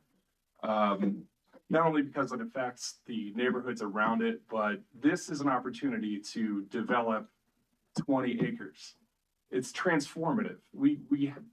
I can't stress this enough. This opportunity will never exist again. We will never get 20 blank acres to paint a canvas on. And I assure you right now, it is a blank canvas. So we are going to need public input. We're going to have several meetings, and it's going to be a collaboration. I'm really looking forward to this. And everybody that's going to be involved, this will be your mark on our future. It's that important. The pros plan tonight, I like the idea of what you brought up for having a special meeting about it, because I think when an outsider comes in, no matter how much they try to know our community, there's little ins and outs that they're not going to get. For example, Little League, that's just a catastrophic. I don't even know how to, I'm trying to be nice, but that can't happen. That's not gonna happen. But there were positive things in that. So I think you look at the plan overall, and it was very positive, and it's something that we never had before. There was no baseline established for how parks were going to be developed in the future, or the public feedback. Now we have that. And I think, with Mike coming on board, I feel like you're getting a lot of pressure, but you're awesome and you're going to do a great job with it. And you have this tool to work with. I have a great team. We do have a fantastic Great team. But I'm excited for you because of that. So I think that's all. I've talked probably too long. It's almost 11 o'clock. So. But thank you all for sticking all this out. You guys are amazing. Thanks, Mayor. Director of Administration. I just echo everything you said, and thank you everyone who spoke tonight. Thank you for staying so long. Paul, you did such a great job right down to the second. I heard someone say he should do a podcast. You were so good. And I mean, everybody's talked about, their history here in the city, and everyone cares so much. And when they go up to the podium, that comes out. They're very passionate about, how they feel about this. And there will be significant community involvement. We will not rush this. Some of us have been here longer, all down this side, but some of us in administration and finance are living with decisions that were made very fast in the past. And we don't want to do that again. We want well thought out. That's like the master plan. It's a strategic plan. To Mayor's point, parks were just operational. We've talked before, keep them clean, cut the grass, but not a lot of forward thinking strategy for future planning. And that's the change now. And I have this great team here. We have a great team assembled that I don't think it could get done without having the experience that we have on our team now. And I mean, the timing of all this, right, too, with what's going on in the House. And I know it's not a fast process like you said, Holly, down there, but, and I know somebody said, what's the rush and with the school and all that, but I don't know, there is something that's like, we're pretty lucky with this timing. I think we're really lucky that's this opportunity here and this timing that's presented, that sometimes you miss that. It's too late, and if things do change, it wouldn't even be an option. So, no, I just thank you for everybody and their input. And, I was going to say, when people go up there and they're very passionate with what they have to say, they show their true character. And Mr. Rohrbaugh showed his true character, being very passionate last week, but more so showed his true character after by reflecting. And he did send me an email and we had a good exchange, and he did apologize. I appreciated that. And I shared it with everybody in our administration meeting today, because it's okay. We don't always have to agree, and we can even say how we feel, but to be able to still have a relationship and talk later and still move everything forward for the community is where we want to be. So, I mean, these are long meetings and a lot of talking, so I won't carry it on anymore. The only update I wanted to give was about the move, and I did that earlier. So we'll just keep putting push notifications out. We have signs up at City Hall. We're going to put signs up down here. We are only on this side. We're not in the ballroom. So with the City Hall services down here. So that's all. Okay. Thanks. Deputy Director. No report. Thank you. Council, you all have a copy of the pros plan. If you would turn to page 56, we'll review all 71 strategies. Yes. I pass. I know. She did look serious. I think I'm gonna say again, finance and utilities has already moved to down here. So you'll come up there and there'll be a red sign that says we're not there. So you can pay at the kiosk, you can pay at the drop box, you can pay online. There's lots of ways for you to pay your bill if you wanna talk to somebody, you can call us or email us, we'll still pick up the phone, or you can come here and we'll be in there. City engineer, Mr. Graham, I know you've been here all night. Oh, yeah, There was a possibility. Oh, my gosh. Yes, for it us is. all- Nobody asked him a question. From all of us, thank you for spending your time here. Even though you weren't needed, that's okay. Quick infrastructure updates, our Apple Grove paving project, almost done, 5% done. We would have been out there today, adjusting. So we'll be doing that tomorrow and Wednesday. And just some of the cleanup, pick up all the cones. For the most part, we're around 30 minutes. I'm quite happy with how it turned out.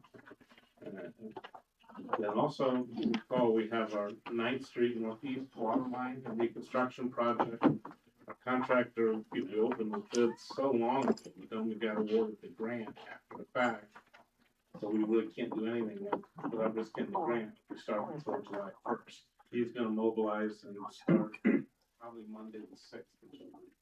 The materials delivered on the 30th. Okay.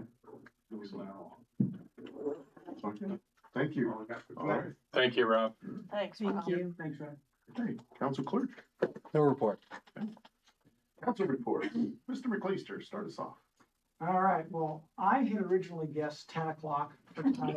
We're approaching Central time. 11, so I'm gonna keep it to 15, 20 minutes. I do wanna thank everybody who came tonight. We had a pretty packed room earlier on. I think it shows that people are interested in what we're saying here.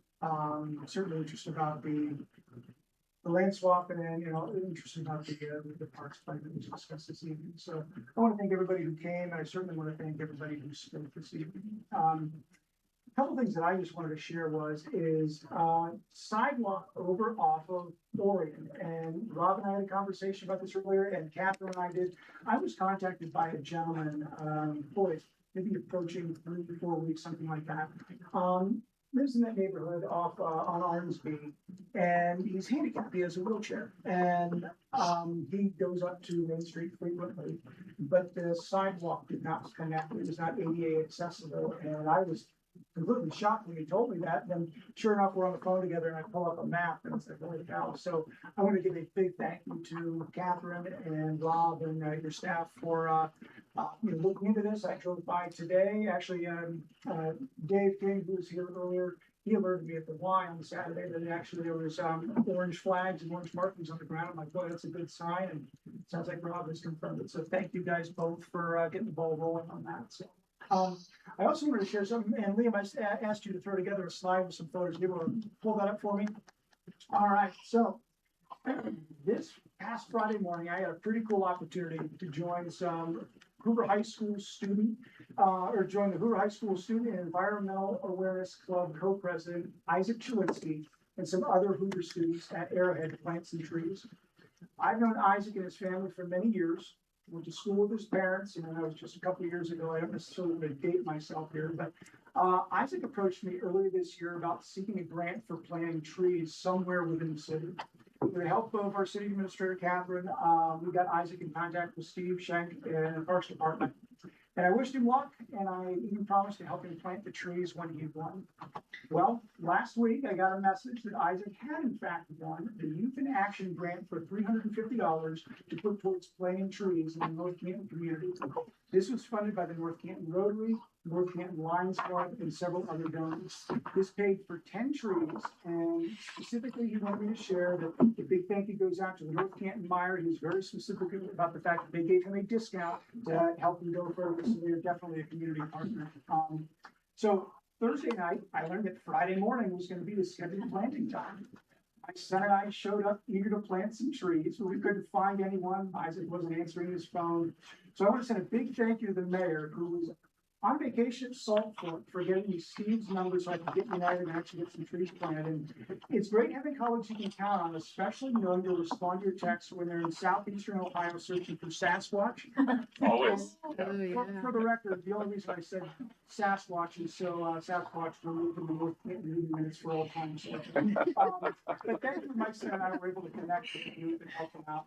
Anyways, helping Isaac with planting these trees was the EAC club members Ava Gibbons, Aubrey Wellman, Laura Rowe, Ezra Rowe, Giovanna Reed, Scarlett Roberts, as well as North Canton Zone Steve Shank, who I will add was there on his day off, then my son Jack and myself. In talking to some of these students, they do some truly great work around town, including cleaning up trash and other beautification activities. So I hope you'll join me in sending a huge thank you to Isaac and the Hoover High School Environmental Awareness Club members. And to them, I say keep up the great work. Nice. Thank you. Ms. Wyrick. I'll just say, I really appreciate all the conversations tonight as well, both from the dais and from public speak. And, I'm in my 5th year at this and I'm still figuring it out. I definitely did not get into this because I'm a politician. I don't feel that I ever aspired to be a politician, but I'm a community person. And I think, I hear everyone here saying that they want more information. They want information sooner. It's different from councils that we've had in the past. And so I just want to say I hear all of you and I'm listening, and we will have this special meeting to discuss the Parks Master Plan, and we will go from there. Ms. Pierpont. Real quick, thank you to Catherine and the streets department, anyone else involved in resolving Mr. McAdams' concern from last week with his placement. I mean, quick is an understatement. They had that 25-mile-per-hour sign moved the next morning, from what I understand. That was excellent. So thank you. That's a great example of someone coming here and saying something and we acted on it immediately. So thank you. As far as the pros plan goes, guys, thank you for bearing with me. I'm not trying to be difficult. I will bring snacks. And I will make sure you're well fed. I just would like to make sure we nail it. We spent a nice chunk of money on this plan. It is beautifully written. I think it's going to be great. I just would like to participate in that and give everyone else a chance. So thank you for being patient with me on that request. That's all I've got. Mr. Pratt. Yeah. I think it's important that we kind of drill things in and just realize that we're really focusing on land swap right now. Not much else is of urgency. So I share the mindset that the admin has that slowing things down, parks rollout, lots of discussion. This is like an idea book to me. And so I think that there's definitely things in here that we haven't thought about before. Being a long time North Canton guy, there's things in here that I don't know if I'd be a fan of. So I think there's a lot of stuff in here to talk about and get the public's feedback in the meantime. So yeah, I think focusing solely on the land swap will be nice. Everyone can gather their thoughts. Emotions the same. Promise of a pool, I think it sounds like the pool is a top priority for most people.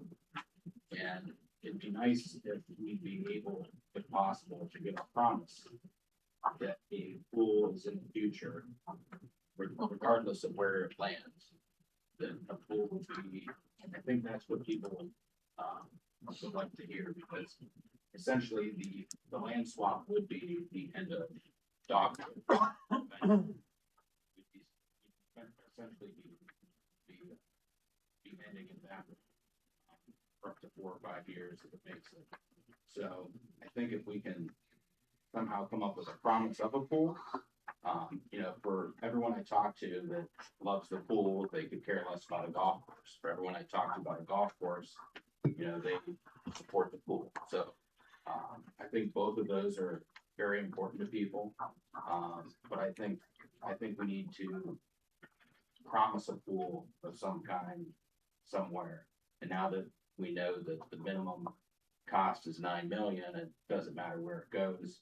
I'd like to encourage admin to maybe work towards that if they can.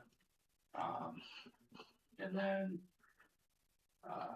as far as Holly brought up the speed sign relocation on Woodrow, Shout out to who's behind that. I followed up with him and he's like, yeah, it's up already. I'm like, okay. So check that off the list very quick. And I appreciate the work they're doing. Likewise, what James working on. John's not here, and John being the streets chair, I know he would be grateful for both of those things getting handled. So thank you to the streets and admin for helping with that. And yeah, I have talked to a couple people about concerns already around the topics of the middle school, you know, future of the middle school property. So I think we'll be relieved to know that, you know, its use, you know, there'll be long conversations about that. So that's pretty much all I have. Thank you. Mr. Stumper. Thank you. First, I want to thank everybody who took the time to come out, especially for those that speak at the podium, and of course for those people that have still made it here. So I'll truncate my comments. Regarding the proposed land swap, probably I think the most significant concern that people have addressed with the land swap as it was presented was it had to do with the future of the dogwood pool. And I'm going to largely withhold my comments on the land swap overall, and in particular the impact on dogwood until after next week's third reading. But I do want to say that with the pros report, I think it was Matt that kind of made the comment that it was kind of hard to see where all the pieces of the puzzle fit. Maybe we did it a little bit out of sequence, but now with the pros report, I definitely feel like it's starting to come together. The pieces are starting to fit. It's starting to become a bit easier to see where everything lands. So I appreciate that that's now out there. And then lastly, just a little bit on the sewer and water stuff. I did have a couple residents who expressed some concern about the consumption-based process. They like the idea that it's going to be more equitable, but at the same time, these are guys who are into watering their lawns, and they made the comment that the sewer rate is directly tied to the water consumption, and why does it have to be that way, and so on and so forth. And so I just want to shout out the idea that North Canton employs what's called a deduct meter system. A deduct meter is a secondary meter that is plumbed exclusively to outdoor spigots, underground sprinklers, or pool filling lines. Every month, the city would read both meters and then subtract or deduct the exact water volume tracked by the secondary meter. Under this program, residents would pay the standard consumption rate per 1,000 gallons, but would be 100% exempt from paying sanitary sewer consumption charges on their outdoor water. I dearly wish that my friend, Mr. Dave King, was still here, because even though I told him I wasn't going to name him by name, I'm calling him out. It's the first person who mentioned it. But I do think that that was information that he and a couple of guys that we were together almost every morning at the Y, that was information that they did not know. And they were pretty up in arms about how their bill was going to spiral this summer. Just so you know, Doesn't there is a cost. there? To have that meter Yes. and to have a Yes. plumber come out and do And a it. backflow. You'll need to calculate that. Yes. Figure out if it's really worth it or Yes. not, but it is an option. And I definitely told them that, you know, they would have to pay for the permit and all of that, and there's a standard consumption fee with 1,000 gallons, but they were pretty pleased that there was additional information, so. Thanks. Thank you. So tonight, this North Canton City Council convened for an extended session this week to address several matters vital to the community's future. A significant portion of tonight's meeting focused on the parks, recreation, and open space plan, a long-term framework that will guide how we preserve green space and recreational opportunities for years to come. We also discussed the proposed land swap with the school district, an important step that will help both the city and our schools make better use of existing resources as we plan for the future within our current boundaries. Throughout these discussions, resident input remains invaluable. Your voices help ensure these plans truly reflect what our community needs. As Malcolm X once said, the future belongs to those who prepare for it today. Thank you. Final call for new business. Meeting calendar, June 29th is the 5th Monday. We don't have a meeting. There will be notice of a special meeting, not date to be determined. July 6th, we'll have a council meeting, the public speaks. And July 13th, committee of the whole, followed by a council meeting. I will make a motion to adjourn. Can I get a second?